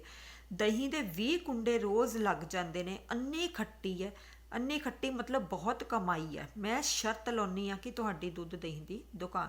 ਸੋ ਜਿਹੜੀ ਸਤਵੰਤ ਆ ਉਹਨੂੰ ਇਸ ਗੱਲ ਦਾ ਚੰਗੀ ਤਰ੍ਹਾਂ ਪਤਾ ਆ ਕਿ ਡਾਕਟਰ ਪਲਟਾ ਦੇ ਕਲੀਨਿਕ ਵਿੱਚ ਕਿਸੇ ਵੀ ਮਰੀਜ਼ ਨੇ ਨਹੀਂ ਆਉਣਾ। ਉਡੀਕਦਿਆਂ ਜਿਹੜਾ ਆ ਇੰਨਾ ਸਮਾਂ ਹੋ ਗਿਆ ਪਰ ਕੋਈ ਮਰੀਜ਼ ਉਹਨਾਂ ਦੇ ਕਲੀਨਿਕ ਵਿੱਚ ਨਹੀਂ ਆਇਆ। ਸੋ ਸਤਵੰਤ ਜਿਹੜੀ ਹੈ ਉਹ ਦੁਖੀ ਹੋ ਕੇ ਡਾਕਟਰ ਪਲਟਾ ਨੂੰ ਆਪਣਾ ਕੰਮ ਬਦਲਣ ਦੇ ਲਈ ਉਹ ਕਹਿੰਦੀ ਹੈ। ਸੋ ਸਭ ਤੋਂ ਪਹਿਲਾਂ ਜਿਹੜੀ ਸਤਵੰਤ ਹੈ ਉਹ ਡਾਕਟਰ ਪਲਟਾ ਨੂੰ ਕੀ ਕਹਿੰਦੀ ਹੈ ਕਿ ਇਹਦੇ ਨਾਲੋਂ ਚੰਗਾ ਹੁੰਦਾ ਕਿ ਉਹਨਾਂ ਨੇ ਦੁੱਧ ਦਹੀਂ ਦੀ ਦੁਕਾਨ ਖੋਲ੍ਹੀ ਹੁੰਦੀ। ਔਰ ਉਦਾਹਰਨ ਦੇ ਤੌਰ 'ਤੇ ਇੱਥੇ ਉਹ ਸੁਜਾਨ ਸਿੰਘ ਦਾ ਨਾਮ ਲੈਂਦੀ ਹੈ। ਸੋ ਸੁਜਾਨ ਸਿੰਘ ਕੌਣ ਸੀ? ਸੁਜਾਨ ਸਿੰਘ ਦੀ ਜਿਹੜੀ ਹੈ ਦਿੱਲੀ ਚਾਂਦਨੀ ਚੌਕ ਦੇ ਵਿੱਚ ਦੁੱਧ ਦਹੀਂ ਦੀ ਦੁਕਾਨ ਸੀ। ਉਹ ਰੋਜ਼ ਦਿਹਾੜੀ ਦੇ 20 ਕੁੰਡੇ ਦਹੀਂ ਦੇ ਵੇਚਦਾ ਸੀ, ਬਹੁਤ ਕਮਾਈ ਸੀ। ਔਰ ਉਹਦੀ ਜਿਹੜੀ ਹੈ ਸਿਹਤ ਵੀ ਡਾਕਟਰ ਪਲਟਾ ਨਾਲੋਂ ਕਈ ਦਰਜੇ ਵੱਧ ਚੰਗੀ ਸੀ। ਸੋ ਸਤਵੰਤ ਕੀ ਕਹਿੰਦੀ ਹੈ ਕਿ ਜੇ ਉਹਨਾਂ ਨੇ ਦੁੱਧ ਦਹੀਂ ਦੀ ਦੁਕਾਨ ਖੋਲ੍ਹੀ ਹੁੰਦੀ ਨਾ ਤਾਂ ਉਹਨਾਂ ਨੂੰ ਵੀ ਚੰਗੀ ਕਮਾਈ ਹੁੰਦੀ ਤੇ ਦੁੱਧ ਪੀ ਪੀ ਕੇ ਉਹਨਾਂ ਨੇ ਵੀ ਚੰਗੀ ਜਿਹੜੀ ਹੈ ਉਹ ਸਿਹਤ ਬਣਾ ਲਈ ਹੁੰਦੀ। ਸੋ ਜਿਹੜੀ ਸਤਵੰਤ ਹੈ ਉਹ ਡਾਕਟਰ ਪਲਟਾ ਨੂੰ ਡਾਕਟਰੀ ਪ੍ਰੈਕਟਿਸ ਦੀ ਜਗ੍ਹਾ ਜਿਹੜਾ ਹੈ ਦੁੱਧ ਦਹੀਂ ਦੀ ਦੁਕਾਨ ਖੋਲ੍ਹਣ ਦੇ ਲਈ ਆਖਦੀ ਹੈ। ਡਾਕਟਰ ਚੁੱਪ, ਕੱਲ ਜਿਹੜਾ ਮਰੀਜ਼ ਮਿਲਿਆ ਸੀ ਉਸਦੇ ਆਉਣ ਦਾ ਵੇਲਾ ਹੈ। ਮੈਂ ਤੈਨੂੰ ਦਿਖਾ ਦਿਆਂਗਾ ਕਿ ਡਾਕਟਰੀ ਵਿੱਚ ਮੇਰੀ ਪ੍ਰੈਕਟਿਸ ਕਿੰਨੀ ਚੱਲਦੀ ਹੈ। ਜੇ ਨਾ ਸੁਜਾਨ ਦੀ ਹੱਟੀ ਭੁੱਲ ਜਾਏ, ਪਰ ਇਸ ਲਈ ਰਤਾ ਸਬਰ ਦੀ ਲੋੜ ਹੈ। ਸੋ ਜਿਹੜਾ ਹੈ ਡਾਕਟਰ ਹਮੇਸ਼ਾ ਕੋਈ ਨਾ ਕੋਈ ਬਹਾਨਾ ਮਾਰਦਾ ਆ ਤੇ ਆਪਣੀ ਫੋਕੀ ਸ਼ਾਨੋ ਸ਼ੌਕਤ ਦਿਖਾਉਣ ਦੇ ਲਈ ਕੀ ਕਹਿੰਦਾ ਆ ਕਿ ਉਹਨੂੰ ਥੋੜ੍ਹਾ ਜਿਹਾ ਸਬਰ ਕਰਨ ਦੀ ਲੋੜ ਆ। ਥੋੜ੍ਹਾ ਜਿਹਾ ਸਬਰ ਤੇ ਫਿਰ ਜਿਹੜਾ ਹੈ ਉਹਨਾਂ ਦੇ ਕਲੀਨਿਕ ਵਿੱਚ ਮਰੀਜ਼ਾਂ ਦੀਆਂ ਲਾਈਨਾਂ ਲੱਗਣਗੀਆਂ। ਸਤਵੰਤ, ਸਬਰ, ਕਿਸੇ ਗੱਲ ਲਈ ਪੈਸੇ ਮੰਗੋ, ਸਬਰ। ਅੱਜ ਇਸ ਧੋਬੀ ਦੇ ਪੈਸੇ ਜ਼ਰੂਰ ਦੇ ਦੇਣਾ, ਬੜਾ ਝਗੜਾਲੂ ਆਦਮੀ ਹੈ, ਪਠਾਨ ਹੈ, ਪਠਾਨ। ਸੋ ਸਤਵੰਤ ਜਿਹੜੀ ਹੈ ਇੱਥੇ ਬਾਰ-ਬਾਰ ਡਾਕਟਰ ਪਲਟਾ ਨੂੰ ਇੱਕੋ ਹੀ ਗੱਲ ਕਹਿੰਦੀ ਹੈ ਕਿ ਜਿਹੜਾ ਧੋਬੀ ਹੈ ਨਾ ਬਹੁਤ ਲੜਾਕਾ ਬੰਦਾ ਹੈ, ਨਿੱਕੀ ਨਿੱਕੀ ਗੱਲ ਤੇ ਲੜਦਾ ਆ, ਇਸ ਕਰਕੇ ਅੱਜ ਉਹਦਾ ਉਧਾਰ ਜ਼ਰੂਰ ਵਾਪਸ ਕਰ ਦੇਣਾ। ਅਸਲ 'ਚ ਸਤਵੰਤ ਜਿਹੜੀ ਸੀ ਉਹ ਡਰਦੀ ਸੀ ਕਿ ਜੇਕਰ ਉਹਦਾ ਪਠਾਨ ਦਾ ਉਧਾਰ ਵਾਪਸ ਨਾ ਕੀਤਾ ਤਾਂ ਉਹਨੇ ਜਿਹੜਾ ਹੈ ਬੜਾ ਕਲੇਸ਼ ਕਰਨਾ ਹੈ, ਲੜਨਾ ਹੈ। ਡਾਕਟਰ ਪਠਾਨ ਹੈ ਤੇ ਕੀ ਹੋਇਆ? ਮੁੱਛਾਂ ਨੂੰ ਵੱਟ ਦਿੰਦੇ ਹੋਏ, ਤੈਨੂੰ ਯਾਦ ਹੈ 4 ਵਰ੍ਹੇ ਪਹਿਲਾਂ ਕਾਲਜ ਵਿੱਚ ਮੈਂ ਹਰੀ ਸਿੰਘ ਨਲੂਏ ਦਾ ਪਾਠ ਕੀਤਾ ਸੀ। ਸੋ ਡਾਕਟਰ ਜਿਹੜਾ ਹੈ ਇੱਥੇ ਆਪਣੇ ਆਪ ਨੂੰ ਬਹਾਦਰ ਦਿਖਾਉਣ ਦੀ ਕੋਸ਼ਿਸ਼ ਕਰਦਾ ਆ। ਉਹ ਕੀ ਕਹਿੰਦਾ ਆ ਕਿ ਜੇਕਰ ਪਠਾਨ ਆ ਤਾਂ ਫਿਰ ਕੀ ਹੋਇਆ, ਉਹ ਵੀ ਹਰੀ ਸਿੰਘ ਨਲੂਏ ਨਾਲੋਂ ਘੱਟ ਨਹੀਂ ਹੈ। ਜਿਵੇਂ ਹਰੀ ਸਿੰਘ ਨਲੂਏ ਨੇ ਇਕੱਲੇ ਨੇ ਸ਼ੇਰ ਨੂੰ ਚਿੱਤ ਕਰ ਦਿੱਤਾ ਸੀਗਾ ਨਾ, ਢੇਰੀ ਕਰ ਦਿੱਤਾ ਸੀ, ਉਹਨੇ ਵੀ ਕਾਲਜ ਦੇ ਵਿੱਚ ਹਰੀ ਸਿੰਘ ਨਲੂਏ ਦਾ ਪਾਠ ਕੀਤਾ ਸੀ ਤੇ ਉਹ ਵੀ ਕਿਸੇ ਨਾਲੋਂ ਘੱਟ ਨਹੀਂ ਹੈ। ਉਹ ਦਿਖਾ ਦੇਵੇਗਾ ਕਿ ਉਹਦੇ ਜਿਹੜੇ ਆ ਬਹਾਦਰ ਆ ਤੇ ਉਹ ਵੀ ਪਠਾਨ ਦਾ ਮੁਕਾਬਲਾ ਕਰਨ ਦੇ ਪੂਰੀ ਤਰ੍ਹਾਂ ਯੋਗ ਆ। ਇਸ ਕਰਕੇ ਉਹ ਆਪਣੇ ਆਪ ਨੂੰ ਹਰੀ ਸਿੰਘ ਨਲੂਆ ਸਮਝਦਾ ਹੈ ਇੱਥੇ ਡਾਕਟਰ ਪਲਟਾ। ਸਤਵੰਤ ਅੱਕ ਕੇ ਮਤਲਬ ਦੁਖੀ ਹੋ ਕੇ, ਮੈਨੂੰ ਯਾਦ ਏ ਜੋ ਤੁਸੀਂ ਉਸ ਵੇਲੇ ਤੇਗਾ ਮਾਰੀਆਂ ਸਨ। ਹਰੀ ਸਿੰਘ ਨਲੂਏ ਦੀ ਕਥਾ ਤੁਸੀਂ ਮੈਨੂੰ 20 ਵਾਰ ਸੁਣਾ ਚੁੱਕੇ ਹੋ। ਰਮਜ਼ਾਨ ਧੋਬੀ ਨੇ ਇਹ ਗੱਲ ਨਹੀਂ ਸੁਣਨੀ, ਉਹ ਪਠਾਨ ਏ। ਸੋ ਸਤਵੰਤ ਕੀ ਕਹਿੰਦੀ ਹੈ ਕਿ ਉਹਦੀ ਜਿਹੜੀਆਂ ਫੋਕੀਆਂ ਗੱਲਾਂ ਨੇ ਨਾ, ਬਹਾਦਰੀ ਦੇ ਕਿੱਸੇ, ਉਹਨੇ ਨਹੀਂ ਸੁਣਨੇ ਹੈਗੇ ਰਮਜ਼ਾਨ ਨੇ। ਉਹ ਤਾਂ ਬਹੁਤ ਲੜਾਕਾ ਆ, ਉਹਨੇ ਕੋਈ ਗੱਲ ਨਹੀਂ ਸੁਣਨੀ, ਉਹਨੇ ਤਾਂ ਲੜਨਾ ਹੀ ਹੈ ਕਿਉਂਕਿ ਉਹ ਪਠਾਨ ਹੈ। ਡਾਕਟਰ ਗੁੱਸੇ ਵਿੱਚ, ਤਦੇ ਕੱਪੜੇ ਚੰਗੇ ਨਹੀਂ ਧੋਂਦਾ, ਵੇਖ ਮੇਰੀ ਕਮੀਜ਼ ਉਂਝ ਪਾਣੀ ਵਿੱਚੋਂ ਕੱਢ ਕੇ ਨਪੀੜ ਸੁੱਟੀ ਹੈ। ਨਪੀੜ ਸੁੱਟੀ ਹੁੰਦੀ ਹੈ ਮਤਲਬ ਨਿਚੋੜ ਦਿੱਤੀ ਆ, ਸਿੰਪਲ ਪਾਣੀ ਚੋਂ ਕੱਢ ਕੇ। ਪਠਾਨ ਤੋਂ ਵੀ ਕਦੀ ਕੱਪੜੇ ਧੋਤੇ ਗਏ ਨੇ? ਹਾਏ ਕੱਪੜੇ ਧੋਂਦੇ ਨੇ ਇਹ ਪੂਰਬੀ ਹੈ। ਪਹਿਲਾਂ ਕੱਲੂ ਕਿੰਨੇ ਸੋਹਣੇ ਕੱਪੜੇ ਧੋਂਦਾ ਸੀ। ਸੋ ਕੱਲੂ ਕੌਣ ਸੀ? ਉਹਨਾਂ ਦਾ ਧੋਬੀ, ਠੀਕ ਹੈ। ਪਹਿਲਾ ਧੋਬੀ ਸੀ ਜੋ ਬਹੁਤ ਵਧੀਆ ਕੱਪੜੇ ਧੋਂਦਾ ਸੀ, ਖਿੱਲਾ ਵਾਂਗ ਚਿੱਟੇ, ਬਿਲਕੁਲ ਐ ਦੁੱਧ ਚਿੱਟੇ ਕੱਪੜੇ ਹੁੰਦੇ ਸੀ, ਪਾ ਕੇ ਤਬੀਅਤ ਖੁਸ਼ ਹੋ ਜਾਂਦੀ ਸੀ। ਜੇ ਕੰਮ ਇਹ ਭਾਈਏ ਕਮਾਲ ਦਾ ਕਰਦੇ ਨੇ, ਘਾਹ ਖੋਤਰਨਾ ਤੇ ਕੱਪੜੇ ਧੋਣਾ। ਸੋ ਕਹਿੰਦਾ ਕਿ ਭਈਏ ਜਿਹੜੇ ਆ ਨਾ 2 ਕੰਮ ਵਧੀਆ ਕਰਦੇ ਆ। ਇੱਕ ਤਾਂ ਉਹਨਾਂ ਨੂੰ ਕੱਪੜੇ ਬਹੁਤ ਸੋਹਣਾ, ਹੱਥ 'ਚ ਸਫਾਈ ਬਹੁਤ, ਉਹਨਾਂ ਦੇ ਕੱਪੜੇ ਵਧੀਆ ਧੋਂਦੇ, ਤੇ ਦੂਸਰਾ ਘਾਹ ਬਹੁਤ ਸੋਹਣਾ ਖੋਦਦੇ ਆ ਉਹ। ਤੂੰ ਕੱਲੂ ਧੋਬੀ ਨੂੰ ਕਿਉਂ ਹਟਾ ਦਿੱਤਾ? ਵਿਚਾਰਾ ਸ਼ਰੀਫ ਆਦਮੀ ਸੀ, ਪਿਆਸਿਆਂ ਲਈ ਇਸ ਜਿੰਨ ਵਾਂਗ ਸਿਰ ਉੱਤੇ ਤਾਂ ਨਹੀਂ ਸੀ ਚੜ ਬੈਠਦਾ ਸਤਵੰਤ। ਅੱਛਾ ਅੱਗੇ ਤੋਂ ਉਸ ਭਈਏ ਨੂੰ ਹੀ ਲਾ ਲਵਾਂਗੇ, ਪਰ ਇਹ ਪਿੱਛਾ ਜਿਹੜਾ ਹੈ ਇਸ ਪਿਛਲੇ ਪੈਸੇ ਤਾਂ ਚੁਕਾਣੇ ਹੀ ਪੈਣਗੇ। ਸੋ ਸਤਵੰਤ ਕਹਿੰਦੀ ਹੈ ਕਿ ਜਿੰਨੇ ਪੈਸੇ ਉਹਦੇ ਬਣਦੇ ਨਾ ਪਠਾਨ ਦੇ, ਉਹ ਤਾਂ ਦੇਣੇ ਹੀ ਪੈਣਗੇ। ਸਤਵੰਤ, ਹਾਂ ਇਹ ਕਰਜ਼ ਤਾਂ ਲਾਓ, ਹੁਣ ਮੈਂ ਆਪਣੇ ਕੱਪੜੇ ਧੋ ਲਿਆ ਕਰਾਂਗੀ। 2 ਸੋਟੇ ਮਾਰੇ, ਰਤਾ ਨੀਲ ਲਾਇਆ ਤੇ ਇਸਤਰੀ ਕਰ ਲਏ। ਇਸਤਰੀ ਮਤਲਬ ਪ੍ਰੈਸ ਕਰ ਲਏ। ਆਖਰ ਕੱਪੜੇ ਧੋਣ ਵਿੱਚ ਹੈ ਹੀ ਕੀ, ਪਰ ਹਾਏ ਤੁਹਾਡੇ ਕੋਲ ਕੱਪੜੇ ਹੈ ਹੀ ਕਿਹੜੇ। ਇੱਕ ਪਤਲੂਨ ਜਿਸ ਨੂੰ 3 ਟਾਕੀਆਂ ਲੱਗੀਆਂ ਹੋਈਆਂ ਨੇ, ਟਾਕੀਆਂ ਹੁੰਦੀਆਂ ਥਾਂ ਥਾਂ ਤੋਂ ਜਿਹੜਾ ਸੀਤਾ ਹੋਵੇ ਕੱਪੜਾ ਲਾ ਲਾ ਕੇ। ਇਸ ਨੂੰ ਸਿਉ ਕੇ ਮੇਰੇ ਪੋਟੇ ਰਹਿ ਗਏ ਨੇ। ਮੈਂ ਆਪ ਪਿਛਲੇ ਸਾਲ ਤੋਂ ਕੱਪੜਿਆਂ ਲਈ ਤਰਸ ਰਹੀ ਹਾਂ। ਬਸ ਉਹ ਘਟੀਆ ਜਿਹੀ ਮੁੱਚੜੀ ਜਿਹੀ ਚੁੰਨੀ। ਵਿਆਹ ਤੋਂ ਪਹਿਲਾਂ ਆਖਦੇ ਸੋ ਹਰ ਗਰਮੀ ਅਸੀਂ ਕਸ਼ਮੀਰ ਚੱਲਿਆ ਕਰਾਂਗੇ। ਤੈਨੂੰ ਨਿੱਤ ਨਵੇਂ ਸੂਟ, ਨਵੇਂ ਕੱਪੜੇ, ਨਵੇਂ ਡਿਜ਼ਾਈਨ ਦੀ ਸੈਂਡਲ ਲੈ ਕੇ ਦਿਆ ਕਰਾਂਗਾ। ਪਰ ਇੱਥੇ ਠਿੱਬੇ ਛਿੱਤਰਾਂ ਬਾਝੋਂ ਕੁਝ ਵੀ ਨਹੀਂ ਜੁੜਿਆ। ਸੋ ਇੱਥੇ ਤੁਸੀਂ ਕੁਐਸਚਨ ਤਿਆਰ ਕਰਨਾ ਆ ਕਿ ਡਾਕਟਰ ਪਲਟਾ ਆਰਥਿਕ ਤੌਰ 'ਤੇ ਕਮਜ਼ੋਰ ਸੀ, ਕਿਵੇਂ ਪਤਾ ਲੱਗਾ। ਇੱਕ ਤਾਂ ਆਪਾਂ ਪਹਿਲਾ ਪੁਆਇੰਟ ਕਰ ਲਿਆ ਕਿ ਡਾਕਟਰ ਪਲਟਾ ਦੀ ਜਿਹੜੀ ਹੈ ਕਮਾਈ ਬਿਲਕੁਲ ਜ਼ੀਰੋ ਸੀ, ਕੋਈ ਉਹਦੇ ਮਰੀਜ਼ ਨਹੀਂ ਸੀ ਆਂਦਾ, ਉਹਦੀ ਜਿਹੜੀ ਹੈ ਕਮਾਈ ਬਿਲਕੁਲ ਜ਼ੀਰੋ ਸੀ। ਸੋ ਆਰਥਿਕ ਤੌਰ 'ਤੇ ਕਮਜ਼ੋਰ ਸੀ। ਦੇਖੋ ਡਾਕਟਰ ਪਲਟਾ ਦੀ ਆਰਥਿਕ ਹਾਲਤ ਇੰਨੀ ਕੁ ਮਾੜੀ ਸੀ ਕਿ ਉਹਦੀ ਜਿਹੜੀ ਹੈ ਕੱਪੜੇ ਲੈਣ ਜੋਗੀ ਵੀ ਹੈਸੀਅਤ ਨਹੀਂ ਸੀ। ਡਾਕਟਰ ਪਲਟਾ ਕੋ ਇੱਕੋ ਹੀ ਪੈਂਟ ਸੀ ਔਰ ਉਹ ਵੀ 3 ਜਗ੍ਹਾ ਤੋਂ ਸੀਤੀ ਹੋਈ। ਔਰ ਜਿਹੜੀ ਉਹਦੀ ਪਤਨੀ ਸਤਵੰਤ ਹੈ, ਉਹਨੇ ਪਿਛਲੇ 1 ਸਾਲ ਤੋਂ ਕੋਈ ਨਵਾਂ ਕੱਪੜਾ ਨਹੀਂ ਸੀ ਖਰੀਦਿਆ। ਇੱਕੋ ਹੀ ਉਹਦੇ ਕੋਲ ਮੁੱਚੜੀ ਜਿਹੀ ਚੁੰਨੀ ਸੀ। ਔਰ ਇਹਦੇ ਵਿੱਚ ਤੁਸੀਂ ਇਹ ਵੀ ਕਰਨਾ ਹੈ ਕਿ ਡਾਕਟਰ ਪਲਟਾ ਆਪਣੀ ਪਤਨੀ ਨੂੰ ਕਈ ਤਰ੍ਹਾਂ ਦੇ ਸੁਪਨੇ ਵਿਖਾਉਂਦਾ ਸੀ, ਪਰ ਉਹਦਾ ਇੱਕ ਵੀ ਸੁਪਨਾ ਜਿਹੜਾ ਆ ਉਹਨੇ ਪੂਰਾ ਨਹੀਂ ਸੀ ਕੀਤਾ। ਉਹਨੇ ਆਪਣੀ ਪਤਨੀ ਨੂੰ ਕਿਹਾ ਸੀ ਕਿ ਉਹਨੂੰ ਜਿਹੜਾ ਹੈ ਕਸ਼ਮੀਰ ਲੈ ਕੇ ਜਾਏਗਾ ਘੁਮਾਉਣ ਦੇ ਲਈ, ਉਹਨੂੰ ਨਵੇਂ ਸੈਂਡਲ, ਨਵੇਂ ਕੱਪੜੇ, ਸਾਰਾ ਕੁਝ ਨਵੇਂ ਸੂਟ ਲੈ ਕੇ ਦੇਵੇਗਾ। ਪਰ ਵਿਆਹ ਤੋਂ ਬਾਅਦ ਜਿਹੜਾ ਹੈ ਸਤਵੰਤ ਦਾ ਕੋਈ ਵੀ ਸੁਪਨਾ ਪੂਰਾ ਨਹੀਂ ਸੀ ਹੋਇਆ। ਟੁੱਟੇ ਛਿੱਤਰਾਂ ਦੇ ਬਾਝੋਂ ਉਹਨੂੰ ਜਿਹੜਾ ਹੈ ਵਿਆਹ ਤੋਂ ਬਾਅਦ ਕੁਝ ਵੀ ਨਵਾਂ ਨਸੀਬ ਨਹੀਂ ਸੀ ਹੋਇਆ। ਸੋ ਇੱਥੇ ਜਿਹੜਾ ਹੈ ਸਾਫ਼ ਪਤਾ ਲੱਗਦਾ ਹੈ ਕਿ ਡਾਕਟਰ ਪਲਟਾ ਆਰਥਿਕ ਤੌਰ 'ਤੇ ਕਾਫੀ ਕਮਜ਼ੋਰ ਸੀ। ਉਹਦੀ ਡਾਕਟਰੀ ਪ੍ਰੈਕਟਿਸ ਜ਼ੀਰੋ ਸੀ ਔਰ ਉਹਦੀ ਕਮਾਈ ਵੀ ਬਿਲਕੁਲ ਜ਼ੀਰੋ ਸੀ, ਅਤੇ ਉਹ ਕਰਜ਼ਾਈ ਬੰਦਾ ਸੀ। ਉਹਨੇ ਜਿਹੜਾ ਹੈ ਕਰਜ਼ ਦੇਣਾ ਸੀ ਧੋਬੀ ਦਾ ਵੀ ਅਤੇ ਜਿਹੜਾ ਹੈ ਕਰਿਆਨੇ ਵਾਲਾ ਦਾ ਵੀ। ਉਹਨੇ ਪੈਸੇ ਜਿਹੜੇ ਆ ਮੋੜੇ ਨਹੀਂ ਸੀ, ਅਤੇ ਖੁਦ ਕੋਲ ਉਹਦਾ ਜਿਹੜਾ ਹੈ ਚੀਜ਼ ਖਰੀਦਣ ਦੀ ਹੈਸੀਅਤ ਨਹੀਂ ਸੀ। ਸਿਰਫ ਜਿਹੜਾ ਹੈ ਉਹ ਆਪਣੇ ਪਤਨੀ ਨੂੰ ਜਿਹੜੇ ਆ ਝੂਠੇ ਸੁਪਨੇ ਵਿਖਾ ਰਿਹਾ ਸੀ। ਡਾਕਟਰ, ਮੈਂ ਕਰਾਂ ਵੀ ਕੀ। ਇਸ ਦਿੱਲੀ ਵਰਗੇ ਸ਼ਹਿਰ ਵਿੱਚ ਇੰਨੇ ਲੋਕ ਬਿਮਾਰ ਪੈਂਦੇ ਨੇ, ਹੈਜ਼ਾ, ਮਲੇਰੀਆ, ਜ਼ੁਕਾਮ, ਪਲੇਗ, ਪਰ ਕਿਸੇ ਦੇ ਦੰਦ ਨਹੀਂ ਦੁਖਦਾ। ਸਾਡੇ ਲੋਕਾਂ ਦੇ ਦੰਦ ਹੁੰਦੇ ਵੀ ਬੜੇ ਮਜ਼ਬੂਤ ਨੇ। ਹੁਣ ਬੇਟੇ ਇਹ ਤੁਹਾਡਾ ਦੂਸਰਾ ਬਹਾਨਾ ਆ ਗਿਆ ਕਿ ਡਾਕਟਰ ਪਲਟਾ ਆਪਣੀ ਡਾਕਟਰੀ ਪ੍ਰੈਕਟਿਸ ਨਾ ਚੱਲਣ ਦਾ ਕੀ ਬਹਾਨੇ ਬਣਾਉਂਦਾ। ਪਹਿਲਾਂ ਉਹਨੇ ਬਹਾਨਾ ਬਣਾਇਆ ਸੀ ਕਿ ਜਦੋਂ ਕੋਈ ਨਵਾਂ ਕੰਮ ਸ਼ੁਰੂ ਕਰਦੇ ਆ ਤਾਂ ਚਲਾਉਣ ਦੇ ਵਿੱਚ ਸਮਾਂ ਲੱਗਦਾ ਹੈ। ਦੂਸਰਾ ਬਹਾਨਾ ਕੀ ਹੈ ਕਿ ਲੋਕੀ ਜਿਹੜੇ ਆ ਬਿਮਾਰ ਤਾਂ ਪੈਂਦੇ ਨੇ, ਉਹਨਾਂ ਨੂੰ ਹੈਜ਼ਾ ਪਾਣੀ ਤੋਂ ਹੁੰਦਾ, ਮਲੇਰੀਆ ਮੱਛਰਾਂ ਤੋਂ ਹੁੰਦਾ, ਜ਼ੁਕਾਮ, ਪਲੇਗ, ਇਹ ਤਾਂ ਬਿਮਾਰੀਆਂ ਹੁੰਦੀਆਂ ਨੇ, ਪਰ ਉਹਨਾਂ ਦੇ ਦੰਦ ਜਿਹੜੇ ਆ ਉਹ ਨਹੀਂ ਦੁਖਦੇ, ਉਹ ਨਹੀਂ ਖਰਾਬ ਹੁੰਦੇ, ਕਿਉਂਕਿ ਦੰਦ ਪੰਜਾਬੀਆਂ ਦੇ ਬੜੇ ਮਜ਼ਬੂਤ ਨੇ। ਬਸ ਇੱਕੋ ਚੀਜ਼ ਸਾਡੇ ਲੋਕਾਂ ਕੋਲ ਹੈ, ਦੰਦ। ਅੰਗਰੇਜ਼ ਵੀ ਇਸ ਗੱਲ ਨੂੰ ਮੰਨਦਾ ਸੀ ਕਿ ਆਖਦਾ ਸੀ ਭਈ ਹਿੰਦੁਸਤਾਨੀਆਂ ਦੇ ਦੰਦ ਬੜੇ ਮਜ਼ਬੂਤ ਹਨ। ਅਖਰੋਟ, ਬਦਾਮ, ਖੁਰਮਾਨੀ ਦੀ ਗਿਟਕ ਤੀਕ ਦੰਦਾਂ ਨਾਲ ਤੋੜ ਲੈਂਦੇ ਹਨ। ਇਸੇ ਕਰਕੇ ਇੱਥੇ ਕੋਈ ਨਹੀਂ ਵੜਦਾ। ਦਿੱਲੀ ਹੈ ਹੀ ਅਜਿਹਾ ਸ਼ਹਿਰ, ਲੋਕ ਅਸਲੋਂ ਵੱਧ ਕੰਜੂਸ। ਉਹ ਦੇਖਿਆ ਸੀ ਬਾਊ, ਮੈਂ ਉਸਦਾ ਦੰਦ ਕੱਢਿਆ, ਆਖਣ ਲੱਗਾ ਜੀ ਮੈਂ ਤਾਂ 4 ਆਨੇ ਦੇਵਾਂਗਾ, ਤੁਸੀਂ ਕੀਤਾ ਹੀ ਕੀ ਏ, ਮੇਰੇ ਮੂੰਹ ਵਿੱਚੋਂ ਕੱਢਿਆ ਹੀ ਏ, ਪਾਇਆ ਤਾਂ ਕੁਝ ਨਹੀਂ, ਕੋਈ ਦਵਾ ਨਹੀਂ, ਕੋਈ ਦਾਰੂ ਨਹੀਂ, ਕੋਈ ਬੂਟੀ ਨਹੀਂ, ਕੋਈ ਸ਼ੀਸ਼ੀ ਨਹੀਂ, ਬਸ ਜਮੂਰ ਨਾਲ ਇੱਕ ਖਿੱਚ ਕੇ ਦੰਦ ਕੱਢ ਦਿੱਤਾ। 4 ਆਨੇ ਥੋੜ੍ਹੇ ਨੇ। ਸੋ 2 ਕਾਰਨ ਇਸ ਪੈਰਾਗ੍ਰਾਫ ਦੇ ਵਿੱਚ ਦੱਸੇ ਗਏ ਆ। ਪਹਿਲੀ ਗੱਲ ਤਾਂ ਇਹ ਆ ਕਿ ਲੋਕਾਂ ਦੇ ਦੰਦ ਬਹੁਤ ਮਜ਼ਬੂਤ ਆ, ਇਸ ਕਰਕੇ ਜਿਹੜਾ ਹੈ ਨਾ ਉਹਨਾਂ ਦੇ ਦੰਦਾਂ ਦੇ ਵਿੱਚ ਕੋਈ ਤਕਲੀਫ ਹੁੰਦੀ ਆ ਨਾ ਦੁਖਦੇ ਆ, ਇਸ ਕਰਕੇ ਕੋਈ ਵੀ ਬੰਦਾ ਜਿਹੜਾ ਆ ਉਹ ਦੰਦਾਂ ਦਾ ਇਲਾਜ ਨਹੀਂ ਕਰਵਾਉਂਦਾ। ਦੂਸਰਾ ਕਾਰਨ ਉਹਨੇ ਦੱਸਿਆ ਕਿ ਦਿੱਲੀ ਦੇ ਲੋਕ ਜਿਹੜੇ ਆ ਨਾ ਬਹੁਤ ਜ਼ਿਆਦਾ ਕੰਜੂਸ ਆ, ਪੈਸਾ ਖਰਚ ਕੇ ਰਾਜੀ ਨਹੀਂ ਹੈਗੇ। ਸੋ ਐਗਜ਼ਾਮਪਲ ਦੇ ਲਈ ਉਹਨੇ ਦੱਸਿਆ ਕਿ ਬੰਦੇ ਨੇ ਜਿਹਨੇ ਦੰਦ ਕਢਾਇਆ ਸੀ ਤੇ ਬਦਲੇ ਵਿੱਚ ਸਿਰਫ 4 ਆਨੇ ਹੀ ਦਿੱਤੇ ਸੀ। ਸੋ ਇਹ ਦੋਨੋਂ ਕਾਰਨ ਆ ਕਿ ਉਹ ਬਹਾਨੇ ਬਣਾਉਂਦਾ ਆ ਕਿ ਲੋਕ ਜਿਹੜੇ ਆ ਦੰਦਾਂ ਦਾ ਇਲਾਜ ਨਹੀਂ ਕਰਾਉਂਦੇ, ਲੋਕ ਜਿਹੜੇ ਆ ਬਹੁਤ ਜ਼ਿਆਦਾ ਕੰਜੂਸ ਹੈ।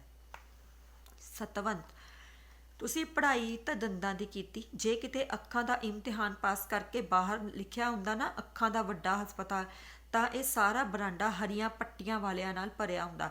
ਹੁਣ ਤੁਹਾਨੂੰ ਵੀ ਪਤਾ ਹੈ ਕਿ ਜਦੋਂ ਕੋਈ ਵੀ ਅਸੀਂ ਅੱਖਾਂ ਦੀ ਸਰਜਰੀ ਕਰਾਉਂਦੇ ਹਾਂ, ਕੋਈ ਵੀ ਅੱਖਾਂ ਦਾ ਜਿਹੜਾ ਹੈ ਆਪਰੇਸ਼ਨ ਕਰਾਉਂਦੇ ਹਾਂ ਨਾ, ਤਾਂ ਉਸ ਤੋਂ ਬਾਅਦ ਜਿਹੜਾ ਹੈ ਮਿੱਟੀ ਘੱਟੇ ਤੋਂ ਤੇ ਸੂਰਜ ਦੀ ਰੋਸ਼ਨੀ ਤੋਂ ਬਚਾਉਣ ਦੇ ਲਈ ਅੱਖਾਂ ਦੇ ਉੱਪਰ ਹਰੇ ਰੰਗ ਦੀ ਪੱਟੀ ਬੰਨ੍ਹ ਦਿੱਤੀ ਜਾਂਦੀ ਹੈ ਤਾਂ ਕਿ ਅੱਖ ਨੂੰ ਕੋਈ ਨੁਕਸਾਨ ਨਾ ਹੋਵੇ। ਕਾਲਾ ਚਸ਼ਮਾ ਲਗਾ ਦਿੱਤਾ ਜਾਂਦਾ ਹੈ। ਤੁਹਾਡੇ ਸਾਹਮਣੇ ਉਹ ਕਾਰ ਨੇ ਡਾਕਟਰ ਦੇ ਅੱਖਾਂ ਠੀਕ ਕਰਨ ਦੀ ਦੁਕਾਨ ਖੋਲ੍ਹੀ ਹੈ। ਹਰ ਵੇਲੇ ਅੰਨਿਆਂ ਦੀ ਭੀੜ ਲੱਗੀ ਰਹਿੰਦੀ ਹੈ। ਕਿਸੇ ਨੂੰ ਕੁੱਕਰੇ ਨੇ, ਕਿਸੇ ਨੂੰ ਫੋਲਾ, ਕਿਸੇ ਨੂੰ ਮੋਤੀਆ। ਇਹ ਸਾਰੀਆਂ ਬੇਟੇ ਅੱਖਾਂ ਦੀਆਂ ਬਿਮਾਰੀਆਂ ਨੇ। ਕੁੱਕਰੇ ਦੇ ਐਲਰਜੀ ਜੀ ਹੋ ਜਾਂਦੀ ਹੈ, ਫੋਲਾ ਜਿਹੜਾ ਹੈ ਫਿੰਸੀ ਫੁੰਸੀ ਹੋ ਜਾਏ, ਮੋਤੀਆ ਹੁੰਦਾ ਹੈ ਸਾਡੇ ਜਿਹੜੇ ਲੈਂਸ ਹੁੰਦੇ ਆ ਅੱਖਾਂ ਦੇ, ਉਹਦੇ ਅੱਗੇ ਜਿਹੜੀ ਹੈ ਨਾ ਪਰਤ ਜੀ ਬਣ ਜਾਂਦੀ ਹੈ, ਚਿੱਟੀ ਜੀ ਪਰਤ ਬਣ ਜਾਂਦੀ ਹੈ ਅਤੇ ਦਿਖਣਾ ਜਿਹੜਾ ਹੈ ਉਹ ਘੱਟ ਹੋ ਜਾਂਦਾ ਹੈ। ਸੋ ਇਹ ਜਿਹੜਾ ਆ ਮੋਤੀਏ ਦਾ ਇਲਾਜ ਕੀਤਾ ਜਾਂਦਾ। ਜਾਂ ਤਾਂ ਉਹ ਜਿਹੜੀ ਵਾਈਟ ਜੀ ਪਰਤ ਹੁੰਦੀ ਆ ਉਹਨੂੰ ਜਿਹੜਾ ਹੈ ਕੱਟ ਕੇ ਉਹਦਾ ਆਪਰੇਟ ਕਰਕੇ ਸਾਫ਼ ਕੀਤਾ ਜਾਂਦਾ ਜਾਂ ਦਵਾਈਆਂ ਦੇ ਨਾਲ ਉਹਨੂੰ ਕਲੀਅਰ ਕਰਦੇ ਆ। ਸੋ ਇਹ ਸਾਰੀਆਂ ਅੱਖਾਂ ਦੀਆਂ ਬਿਮਾਰੀਆਂ ਨੇ। 100 ਬਿਮਾਰੀਆਂ, ਪਰ ਇੱਥੇ ਦੰਦਾਂ ਦਾ ਡਾਕਟਰ ਜੇ ਕਿਸੇ ਦਾ ਇੱਕ ਅੱਧਾ ਦੰਦ ਟੁੱਟ ਵੀ ਜਾਏ ਨਾ ਤਾਂ ਕੋਈ ਪਰਵਾਹ ਨਹੀਂ ਕਰਦਾ। ਵਾਹਿਗੁਰੂ ਨੇ ਦਿੱਤੇ ਵੀ ਤਾਂ ਸੁੱਖ ਨਾ ਪੂਰੇ, 32 ਨੇ ਨਾ 2-4 ਦੰਦ ਦਾ ਕੀ ਲੇਖਾ। ਸੋ ਸਤਵੰਤ ਜਿਹੜੀ ਹੈ ਉਹ ਕੀ ਕਹਿੰਦੀ ਆ, ਪਹਿਲਾਂ ਉਹਨੇ ਕਿਹਾ ਸੀ ਕਿ ਇਹਦੇ ਨਾਲੋਂ ਚੰਗਾ ਹੁੰਦਾ ਤੁਸੀਂ ਦੁੱਧ ਦਹੀਂ ਦੀ ਦੁਕਾਨ ਖੋਲ੍ਹੀ ਹੁੰਦੀ ਤਾਂ ਜ਼ਿਆਦਾ ਕਮਾਈ ਹੁੰਦੀ। ਦੂਸਰਾ ਉਹ ਕੀ ਕਹਿੰਦੀ ਆ ਕਿ ਇਹਦੇ ਨਾਲੋਂ ਚੰਗਾ ਹੁੰਦਾ ਕਿ ਉਹ ਦੰਦਾਂ ਦੀ ਜਗ੍ਹਾ ਅੱਖਾਂ ਦਾ ਡਾਕਟਰ ਬਣਿਆ ਹੁੰਦਾ। ਜੇ ਉਹਨੇ ਅੱਖਾਂ ਦੀ ਪੜ੍ਹਾਈ ਕੀਤੀ ਹੁੰਦੀ ਨਾ ਤਾਂ ਅੱਜ ਉਹਦਾ ਪੂਰਾ ਕਲੀਨਿਕ ਜਿਹੜਾ ਹੈ ਉਹ ਹਰੀਆਂ ਪੱਟੀਆਂ ਵਾਲੇ ਮਰੀਜ਼ਾਂ ਦੇ ਨਾਲ ਭਰਿਆ ਹੁੰਦਾ। ਕਿਉਂਕਿ ਦੰਦ ਤਾਂ ਜਿਹੜੇ ਆ 32 ਜਾਂ 2-4 ਖਰਾਬ ਵੀ ਹੋ ਜਾਣ ਤਾਂ ਕੋਈ ਫਰਕ ਨਹੀਂ ਪੈਂਦਾ ਲੋਕਾਂ ਨੂੰ, ਬਟ ਅੱਖਾਂ ਤਾਂ 2 ਹੀ ਹੈ ਨਾ, ਉਹਨਾਂ ਬਿਨਾਂ ਗੁਜ਼ਾਰਾ ਨਹੀਂ ਹੈ। ਇਸ ਕਰਕੇ ਉਹਨੂੰ ਦੰਦਾਂ ਦੀ ਜਗ੍ਹਾ ਅੱਖਾਂ ਦਾ ਡਾਕਟਰ ਬਣਨਾ ਚਾਹੀਦਾ ਸੀ। ਡਾਕਟਰ ਤੂੰ ਫਿਕਰ ਨਾ ਕਰ, ਜੇ ਦਿਨਾਂ ਵਿੱਚ ਹੀ ਨਾ ਡਾਕਟਰ ਪਿਆਰਾ ਸਿੰਘ ਪਲਟਾ ਦਾ ਨਾਮ ਸਾਰੇ ਸ਼ਹਿਰ ਵਿੱਚ ਧੁੰਮ ਜਾਵੇ। ਤੈਨੂੰ ਉਸ ਵਿੱਚ ਆਖਿਆ ਸੀ ਨਾ ਕਿ ਜੇ ਅਸੀਂ ਟੈਲੀਫੋਨ ਲਵਾ ਲਈਏ ਤਾਂ ਪ੍ਰੈਕਟਿਸ ਚੌਥੇ ਦਿਨ ਚੱਲ ਨਿਕਲੇਗੀ। ਇਹ 6 ਮਹੀਨੇ ਮੈਂ ਐਵੇਂ ਹੀ ਗਾਲ ਦਿੱਤੇ। ਜੇ ਪਹਿਲੇ ਦਿਨ ਤੋਂ ਟੈਲੀਫੋਨ ਲਵਾ ਲੈਂਦਾ ਤਾਂ ਹੁਣ ਨੂੰ ਸਭ ਕੁਝ ਠੀਕ ਹੁੰਦਾ। ਮੇਜ਼ ਉੱਤੇ ਪਏ ਟੈਲੀਫੋਨ ਨੂੰ ਹਿਲਾ ਕੇ ਪਾਸੋਂ।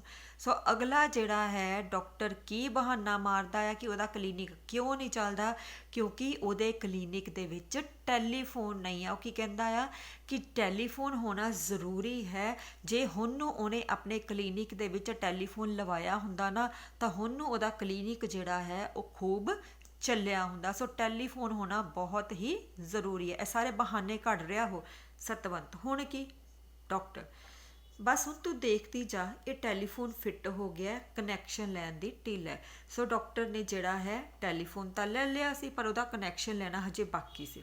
ਸਤਵੰਤ ਦੇਖ ਲਵਾਂਗੀ ਟੈਲੀਫੋਨ ਲੱਗੇ ਤੋਂ। ਡਾਕਟਰ ਲੱਗੇ ਤੋਂ ਕੀ, ਟੈਲੀਫੋਨ ਤਾਂ ਲੱਗ ਗਿਆ। ਮੈਂ ਸਭ ਦੋਸਤਾਂ ਨੂੰ ਆਖ ਦਿੱਤਾ ਹੈ ਕਿ ਟੈਲੀਫੋਨ ਲੱਗ ਗਿਆ ਹੈ ਤੇ ਬੇਸ਼ੁਮਾਰ ਮਰੀਜ਼ਾਂ ਦੇ ਸੱਦੇ ਆਏ ਰਹਿੰਦੇ ਨੇ, ਵੇਹਲ ਨਹੀਂ ਮਿਲਦੀ। ਭਲਾ ਤੂੰ ਹੀ ਦੱਸ, ਡਾਕਟਰ ਦੀ ਹੱਟੀ ਟੈਲੀਫੋਨ ਬਗੈਰ ਚੱਲ ਸਕਦੀ ਹੈ? ਸੋ ਇੱਥੋਂ ਤੁਸੀਂ ਪੁਆਇੰਟ ਚੱਕਣੇ ਆ ਕਿ ਡਾਕਟਰ ਪਲਟਾ ਜਿਹੜਾ ਹੈ ਉਹ ਟੈਲੀਫੋਨ ਦੇ ਕੀ ਲਾਭ ਦੱਸਦਾ ਹੈ। ਸਭ ਤੋਂ ਪਹਿਲਾ ਲਾਭ ਹੈ ਕਿ ਡਾਕਟਰ ਦੀ ਜਿਹੜੀ ਹੱਟੀ ਹੈ ਨਾ ਉਹ ਟੈਲੀਫੋਨ ਬਗੈਰ ਨਹੀਂ ਚੱਲ ਸਕਦੀ। ਭਲੀਏ ਲੋਕੇ, ਇਸ ਦਿੱਲੀ ਵਿੱਚ ਸਾਰਾ ਵਪਾਰ ਟੈਲੀਫੋਨ ਉੱਤੇ ਹੁੰਦਾ ਹੈ। ਸੋ ਦੂਸਰਾ ਫਾਇਦਾ ਕੀ ਹੈ ਕਿ ਦਿੱਲੀ ਵਰਗੇ ਸ਼ਹਿਰ ਦੇ ਵਿੱਚ ਜਿਹੜਾ ਕੋਈ ਵੀ ਵਪਾਰ ਹੈ ਉਹਦਾ ਟੈਲੀਫੋਨ ਬਿਨਾਂ ਗੁਜ਼ਾਰਾ ਨਹੀਂ। ਇਹ ਦੂਸਰਾ ਫਾਇਦਾ। ਕੋਈ ਡਾਕਟਰ ਬਗੈਰ ਟੈਲੀਫੋਨ ਦੇ ਜੀ ਨਹੀਂ ਸਕਦਾ।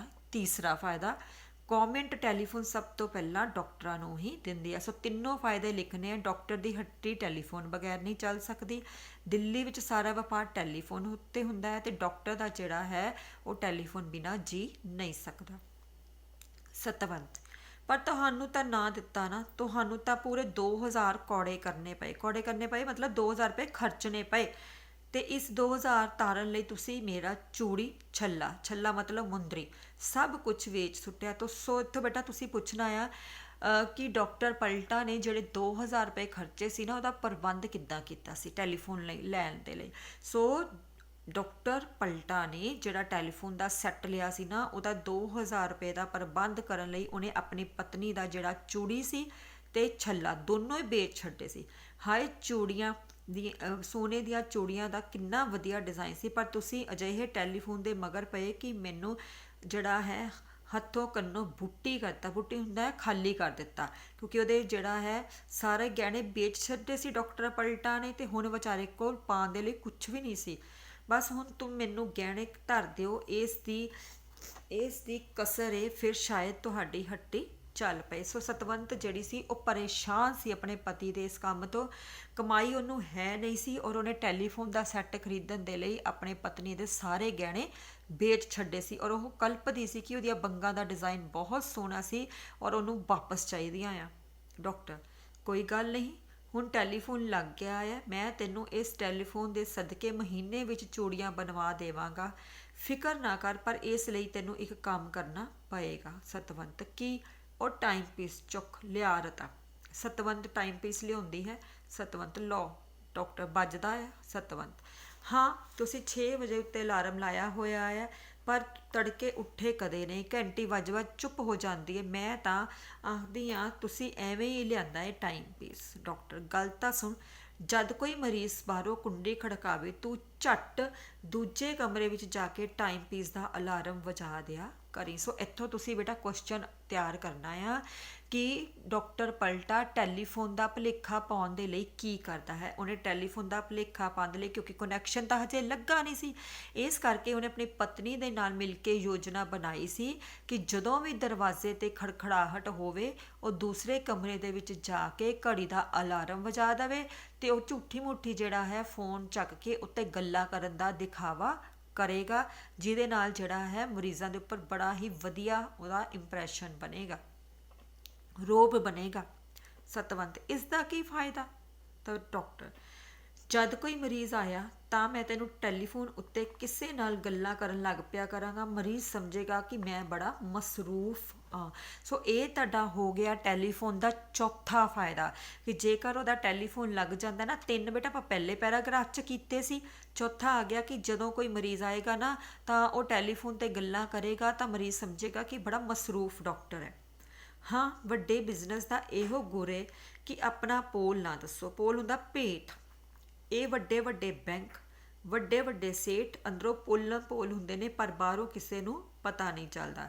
ਬਿਜ਼ਨਸ ਵਿੱਚ ਲਾਖ ਜਾਏ ਪਰ ਸਾਖ ਨਾ ਜਾਏ। ਸਾਖ ਦਾ ਨਾਮ ਨਹੀਂ ਖਰਾਬ ਹੋਣਾ ਚਾਹੀਦਾ। ਇਹੋ ਗੋਲ ਡਾਕਟਰੀ ਵਿੱਚ ਹੈ। ਬਸ ਇਸੇ ਲਈ ਜੇ ਮੈਂ ਉੱਥੇ ਫੀਸ ਦੇ 2 ਰੁਪਏ ਮੰਗਣੇ ਹੋਣ ਤਾਂ 5 ਰੁਪਇਆ ਮੰਗਾਂਗਾ ਚਾਬੀ ਦੇ ਕੇ ਤੇ। ਸੋ ਜਿਹੜਾ ਹੈ ਅਖੀਰ ਤੇ ਡਾਕਟਰ ਪਲਟਾ ਟੈਲੀਫੋਨ ਦੇ ਹੋਰ ਕੀ ਫਾਇਦੇ ਦੱਸਦਾ ਆ ਕਿ ਜਿਹੜੇ ਵੱਡੇ ਵੱਡੇ ਸੇਠ ਹੈ ਨਾ ਬੈਂਕ ਵਾਲੇ, ਉਹ ਭਾਵੇਂ ਪੋਲਮ ਪੋਲ ਹੀ ਹੋਣ ਪਰ ਉਹ ਦੱਸਦੇ ਨੇ ਕਿ ਅਸੀਂ ਘਾਟੇ ਦੇ ਵਿੱਚ ਜਾ ਰਹੇ ਹਾਂ। ਉਹ ਟੈਲੀਫੋਨ ਦੇ ਉੱਪਰ ਆਪਣਾ ਪੂਰਾ ਜਿਹੜਾ ਹੈ ਦਬਦਬਾ ਲੋਕਾਂ ਦੇ ਉੱਪਰ ਪਾ ਕੇ ਰੱਖਦੇ ਆ। ਇਸ ਤਰ੍ਹਾਂ ਉਹ ਵੀ ਜਿਹੜਾ ਹੈ ਟੈਲੀਫੋਨ 'ਤੇ ਗੱਲਾਂ ਕਰਕੇ ਇਹ ਦਿਖਾ ਦੇਵੇਗਾ ਕਿ ਉਹ ਬੜਾ ਮਸਰੂਫ ਡਾਕਟਰ ਆ ਅਤੇ ਇਸ ਤਰ੍ਹਾਂ ਜਿਹੜਾ ਹੈ ਲਾਸਟ ਦੇ ਉੱਪਰ ਉਹ 2 ਰੁਪਏ ਦੀ ਜਗ੍ਹਾ ਫੀਸ 'ਤੇ 5 ਰੁਪਏ ਮੰਗ ਸਕਦਾ ਹੈ। ਸੋ ਇਹ ਸਾਰੇ ਟੈਲੀਫੋਨ ਦੇ ਫਾਇਦੇ ਨੇ ਕਿ ਡਾਕਟਰਾਂ ਦਾ ਟੈਲੀਫੋਨ ਬਿਨਾਂ ਗੁਜ਼ਾਰਾ ਨਹੀਂ ਆ। ਦਿੱਲੀ ਵਿੱਚ ਸਾਰਾ ਵਪਾਰ ਟੈਲੀਫੋਨ ਉੱਤੇ ਹੁੰਦਾ ਆ। ਗੌਰਮੈਂਟ ਸਭ ਤੋਂ ਪਹਿਲਾਂ ਟੈਲੀਫੋਨ ਡਾਕਟਰਾਂ ਨੂੰ ਦਿੰਦੀ ਹੈ। ਟੈਲੀਫੋਨ 'ਤੇ ਉਹ ਦਿਖਾ ਦੇਵੇਗਾ ਕਿ ਬੜਾ ਮਸਰੂਫ ਡਾਕਟਰ ਹੈ, ਉਹ 2 ਰੁਪਏ ਦੀ ਜਗ੍ਹਾ 5 ਰੁਪਏ ਵੀ ਮੰਗ ਸਕਦਾ ਹੈ। ਸਤਵੰਤ, ਦੇਖਦੀ ਹਾਂ, ਲਿਆ ਮੈਨੂੰ ਦਿਖਾ। ਸਤਵੰਤ, ਲਓ। ਡਾਕਟਰ ਚਾਬੀ ਦੇ ਕੇ ਹੁਣ ਘੰਟੀ ਵਜਾ ਕੇ ਦਿਖਾ। ਸਤਵੰਤ, ਅਲਾਰਮ ਦੀ ਘੰਟੀ ਵਜਾ ਕੇ। ਠੀਕ ਹੈ ਨਾ? ਡਾਕਟਰ, ਸ਼ਾਬਾਸ਼। ਬਾਹਰੋਂ ਠਕ ਠਕ ਦੀ ਆਵਾਜ਼ ਆਉਂਦੀ ਹੈ। ਲੈ ਹੁਣ ਛੇਤੀ ਦੂਜੇ ਕਮਰੇ ਵਿੱਚ ਜਾ ਤੇ ਜਾ ਕੇ ਅਲਾਰਮ ਦੀ ਘੰਟੀ ਵਜਾ। ਮੈਂ ਟੈਲੀਫੋਨ ਚੁੱਕ ਲਵਾਂਗਾ, ਜਾਂ ਛੇਤੀ ਕਰ। ਠਕ ਠਕ ਉੱਚੀ ਦੇਣੀ। ਠਹਿਰੋ, ਵੇਟ ਪਲੀਜ਼, ਡਾਕਟਰ ਬਿਜ਼ੀ। ਬੋਲੇ ਜਾਏ, ਛੇਤੀ ਕਰ ਤੂੰ ਜਾ। ਸਤਵੰਤ, ਟਾਈਮ ਪੀਸ ਨੂੰ ਹੇਠਾਂ ਉੱਤੇ ਕਰਕੇ ਛੇਤੀ ਛੇਤੀ ਕੀ ਕਰਾਂ, ਇਹ ਠੀਕ ਹੀ ਨਹੀਂ ਆਉਂਦਾ। ਡਾਕਟਰ ਘਾਬਰੇ ਹੋਏ ਉੱਠ ਕੇ, ਘੰਟੀ ਨਹੀਂ ਵੱਜਦੀ। ਸਤਵੰਤ, ਨਾ ਡਾਕਟਰ, ਲਿਆ ਮੈਂ ਠੀਕ ਕਰਾਂ। ਠੀਕ ਠਕ, ਬਸ 2 ਮਿੰਟ ਠਹਿਰੋ, ਹੁਣੇ ਆਇਆ। ਘੰਟੀ ਠੀਕ ਕਰਕੇ ਸਤਵੰਤ ਨੂੰ ਟਾਈਮ ਪੀਸ ਫੜਾਉਂਦਾ ਹੈ। ਖੁਸ਼ੀ ਨਾਲ ਮਰੀਜ਼ ਆ ਰਿਹਾ। ਉਹ ਬੂਹੇ ਉੱਤੇ ਠਕ ਠਕ ਲਾ ਰੱਖੀ ਹੈ। ਕੋਈ ਡਾਢਾ ਮਰੀਜ਼ ਹੈ, ਜ਼ਰੂਰ ਦਾੜ ਦੀ ਪੀੜ ਨਾਲ ਮਰ ਰਿਹਾ ਹੋਣਾ। ਛੇਤੀ ਛੇਤੀ। ਸਤਵੰਤ ਅੰਦਰ ਜਾਂਦੀ ਹੈ ਤੇ ਅਲਾਰਮ ਦੀ ਘੰਟੀ ਵਜਾਉਂਦੀ ਹੈ। ਆ ਜਾਓ ਆ ਜਾਓ। ਘੰਟੀ ਵੱਜਦੀ ਹੈ। ਡਾਕਟਰ ਟੈਲੀਫੋਨ ਚੁੱਕ ਲੈਂਦਾ ਹੈ ਤੇ ਗੱਲਾਂ ਕਰਨ ਲੱਗਦਾ ਹੈ। ਦੀਵਾਨ ਝੰਡਾ ਸਿੰਘ ਹੱਥ ਵਿੱਚ ਖੁੰਡੀ ਹੁੰਦਾ ਸੋਟੀ ਲਈ ਅੰਦਰ ਦਾਖਲ ਹੁੰਦਾ ਹੈ। ਇੱਥੋਂ ਬੇਟਾ ਤੁਸੀਂ ਦੀਵਾਨ ਝੰਡਾ ਸਿੰਘ ਬਾਰੇ ਜਾਣਕਾਰੀ ਜਿਹੜੀ ਹੈ ਹਾਸਿਲ ਕਰਨੀ ਹੈ ਕਿ ਦੀਵਾਨ ਝੰਡਾ ਮੱਲ ਜਿਹੜਾ ਹੈ ਉਹ ਕੌਣ ਸੀ ਤੇ ਕਿਹੋ ਜਿਹਾ ਉਹ ਦਿਖਦਾ ਸੀ। ਜਿਹੜਾ ਦੀਵਾਨ ਝੰਡਾ ਸਿੰਘ ਸੀ ਉਹ ਸੀ ਡਾਕਟਰ ਪਿਆਰਾ ਸਿੰਘ ਪਲਟਾ ਦਾ ਮਕਾਨ ਮਾਲਕ। ਉਹ ਹੱਥ ਦੇ ਵਿੱਚ ਖੁੰਡੀ ਫੜ ਕੇ ਚੱਲਦਾ ਸੀ, ਸੋਟੀ ਫੜ ਕੇ ਚੱਲਦਾ ਸੀ। ਚਿਹਰੇ ਦੇ ਉਹਦੇ ਉੱਪਰ ਕੜਬੜੜੀ ਅੱਧ ਚਿੱਟੀ ਦਾੜੀ ਸੀ। ਕੜਬੜੀ ਦੇ ਸਖਤ ਚਿੱਟੇ ਰੰਗ ਦੀ ਅੱਧੀ ਚਿੱਟੀ ਦਾੜੀ ਸੀ ਉਹਦੇ ਚਿਹਰੇ 'ਤੇ। ਸਿਰ ਦੇ ਉੱਪਰ ਉਹਦੇ 2 ਮੰਜ਼ਲੀ ਮਤਲਬ ਵੱਡੀ ਸਾਰੀ ਉਹਨੇ ਪੱਗ ਬੰਨੀ ਹੋਈ ਸੀ। ਦੇ ਵਿੱਚੋਂ 50 ਝਾਕਦੀ ਸੀ। ਜਿਹੜੀ ਪੱਗ ਦੇ ਥੱਲੇ ਪੱਟੀ ਬੰਨੀ ਜਾਂਦੀ ਉਹਨੂੰ 50 ਕਹਿੰਦੇ ਆ। ਮੱਥੇ ਉੱਤੇ ਤਿਉੜੀ ਮਤਲਬ ਗੁੱਸਾ। ਲੋਕਾਂ ਨਾਲ ਲਗਾਤਾਰ ਖਰਵਾ ਵਰਤਾਅ ਕਰ ਕਰਕੇ ਉਹਦਾ ਸਦੀਵੀ ਚਿੰਨ੍ਹ ਬਣ ਗਿਆ ਸੀ। ਸੋ ਸ਼ੁਰੂ ਤੋਂ ਜਿਸ ਤਰ੍ਹਾਂ ਉਹ ਲੋਕਾਂ ਦੇ ਨਾਲ ਮਿਲਦਾ ਵਰਤਦਾ ਰਿਹਾ ਸੀ ਨਾ, ਚਿਹਰਾ ਤੇ ਉਹਦੇ ਉੱਪਰ ਜਿਹੜਾ ਹੈ ਨਾ ਗੁੱਸਾ, ਉਹਦਾ ਸਦਾ ਦੇ ਲਈ ਕਹਿ ਲਓ ਸਦੀਵੀ ਬਣ ਗਿਆ ਸੀ, ਹਮੇਸ਼ਾ ਹੀ ਰਹਿੰਦਾ ਸੀ ਉਹਦੇ ਚਿਹਰੇ ਤੇ। ਡਾਕਟਰ ਟੈਲੀਫੋਨ ਉੱਤੇ ਗੱਲਾਂ ਕਰਦੇ ਹੋਏ, ਜੀ ਜੀ ਹਾਂ ਠੀਕ, ਮੈਂ ਦਵਾ ਘੱਲ ਦਿੱਤੀ ਹੈ। ਕੀ ਆਖਿਆ? ਹਾਂ ਹਾਂ, ਤੁਹਾਡੀ ਮਿਹਰਬਾਨੀ, ਤੁਸੀਂ ਠੀਕ ਆਖਦੇ ਹੋ। ਇਸੇ ਲਈ ਅਮਰੀਕਾ ਵਿੱਚ ਲੋਕ ਅਸਲੀ ਦੰਦ ਉਖੜਵਾ ਕੇ ਮਸਨੂਈ ਹੁੰਦਾ ਨਕਲੀ ਦੰਦ ਲਗਵਾ ਲੈਂਦੇ ਨੇ। ਇਹ ਮਸਨੂਈ ਦੰਦ ਅਸਲੀ ਦੰਦਾਂ ਨਾਲੋਂ ਕਿਤੇ ਮਜ਼ਬੂਤ ਤੇ ਸੋਹਣੇ ਹੁੰਦੇ ਹਨ।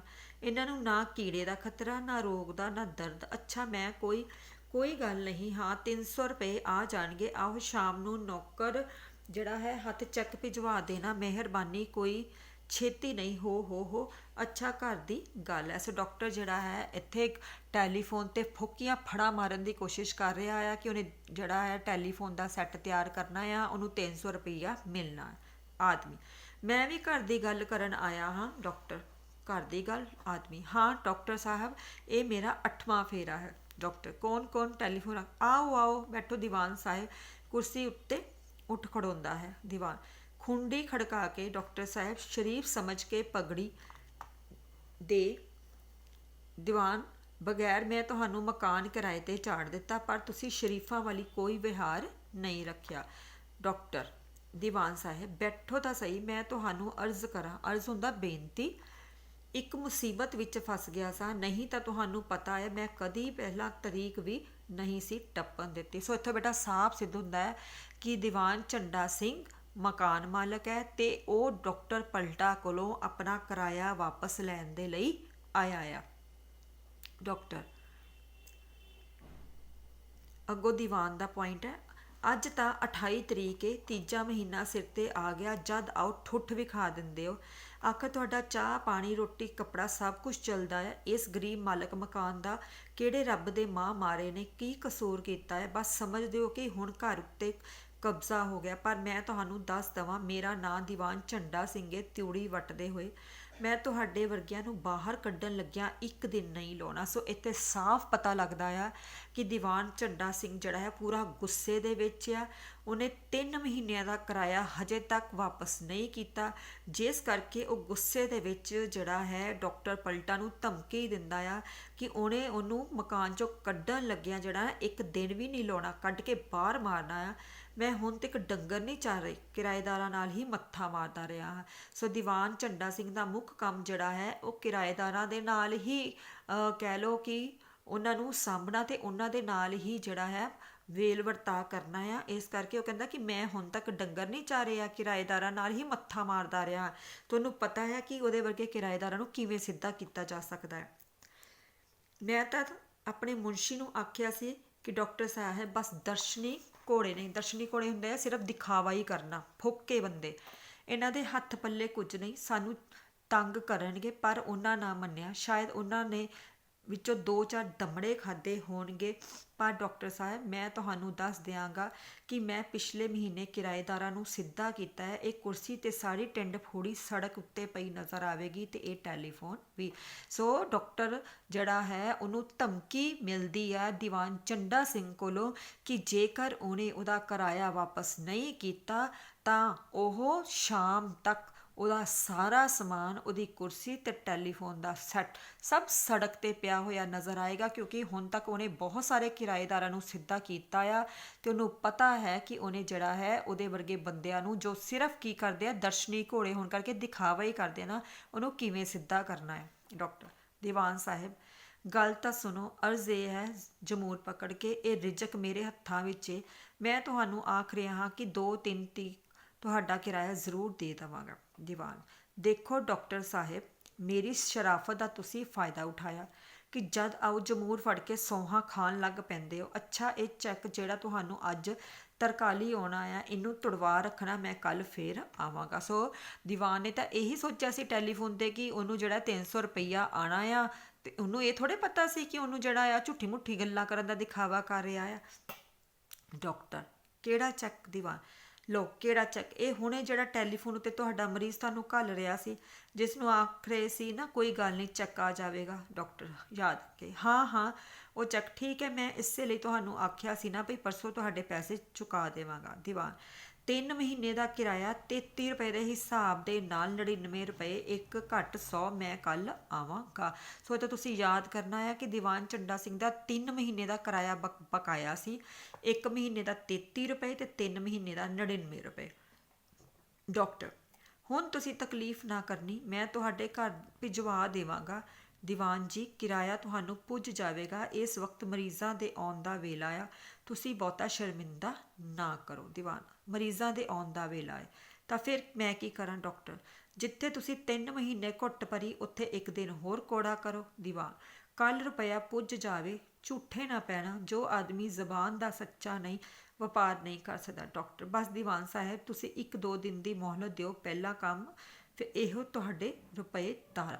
ਦੀਵਾਨ ਚੰਗਾ ਫਿਰ ਅਸੀਂ ਚੱਲਦੇ ਹਾਂ, ਠੀਕ। ਸੋ ਇੱਥੇ ਜਿਹੜਾ ਹੈ ਜਾਣ ਲੱਗੇ ਦੀਵਾਨ ਉਹਨੂੰ ਕੀ ਕਹਿ ਕੇ ਗਿਆ ਸੀ, ਉਹਨੂੰ 1 ਦਿਨ ਦੀ ਮੋਹਲਤ ਦਿੱਤੀ ਸੀ ਕਿ ਉਹਦਾ ਜਿਹੜਾ ਹੈ ਕੱਲ ਸ਼ਾਮ ਤੱਕ ਪੂਰੇ ਪੈਸੇ ਪਹੁੰਚ ਜਾ, ਕਿਉਂਕਿ ਜਿਹੜਾ ਬੰਦਾ ਜ਼ਬਾਨ ਦਾ ਸੱਚਾ ਨਹੀਂ ਹੈ ਨਾ ਉਹਦਾ ਵਪਾਰ ਕਦੇ ਵੀ ਨਹੀਂ ਚੱਲ ਸਕਦਾ। ਸੋ ਜਿਹੜਾ ਡਾਕਟਰ ਸਾਹਿਬ ਨੇ ਸਿਰਫ ਉਹਨੂੰ 1 ਦਿਨ ਦੀ ਮੋਹਲਤ ਦਿੱਤੀ ਸੀ ਔਰ ਕਿਹਾ ਸੀ ਕਿ ਜੇ ਤਾਂ ਉਹਦੇ ਪੈਸੇ ਆ ਗਏ ਤਾਂ ਠੀਕ ਹੈ, ਨਹੀਂ ਤਾਂ ਫਿਰ ਸਾਰਾ ਸਮਾਨ ਉਹਦਾ ਸੜਕ 'ਤੇ ਪਿਆ ਹੋਇਆ ਨਜ਼ਰ ਆਵੇਗਾ। ਸੋ ਇਸ ਤਰ੍ਹਾਂ ਜਿਹੜਾ ਹੈ ਦੀਵਾਨ ਝੰਡਾ ਸਿੰਘ ਜਾਣ ਲੱਗੇ ਪਲਟਾ ਨੂੰ ਧਮਕੀ ਦੇ ਕੇ ਗਿਆ ਸੀ। ਸੋ ਅੱਜ ਬੇਟਾ ਆਪਾਂ ਪੇਜ ਨੰਬਰ 31 ਤੱਕ ਹੀ ਕਰਾਂਗੇ, ਹਾਫ ਜਿਹੜੀ ਆ ਫਿਰ ਉਹ ਅਗਲੇ ਪੋਰਸ਼ਨ ਦੇ ਵਿੱਚ ਕਰਾਂਗੇ। ਇਹ 'ਚੋਂ ਜਿੰਨੇ ਵੀ ਕੁਐਸਚਨ ਆ ਤੁਸੀਂ ਤਿਆਰ ਕਰ ਲੈਣਾ ਕਿ ਡਾਕਟਰ ਪਲਟਾ ਕਿਹੜੇ ਕਿਹੜੇ ਬਹਾਨੇ ਬਣਾਉਂਦਾ ਹੈ, ਆਪਣੀ ਪਤਨੀ ਨੂੰ ਕਿਹੜੇ ਸੁਪਨੇ ਦਿਖਾਉਂਦਾ ਹੈ, ਡਾਕਟਰ ਪਿਆਰਾ ਸਿੰਘ ਪਲਟਾ ਆਰਥਿਕ ਤੌਰ 'ਤੇ ਕਮਜ਼ੋਰ ਕਿਉਂ ਸੀ, ਇਹ ਸਾਰੇ ਕੁਐਸਚਨ ਜਿਹੜੇ ਆ ਉਹ ਇੰਪੋਰਟੈਂਟ ਹੈ, ਠੀਕ ਹੈ। So okay.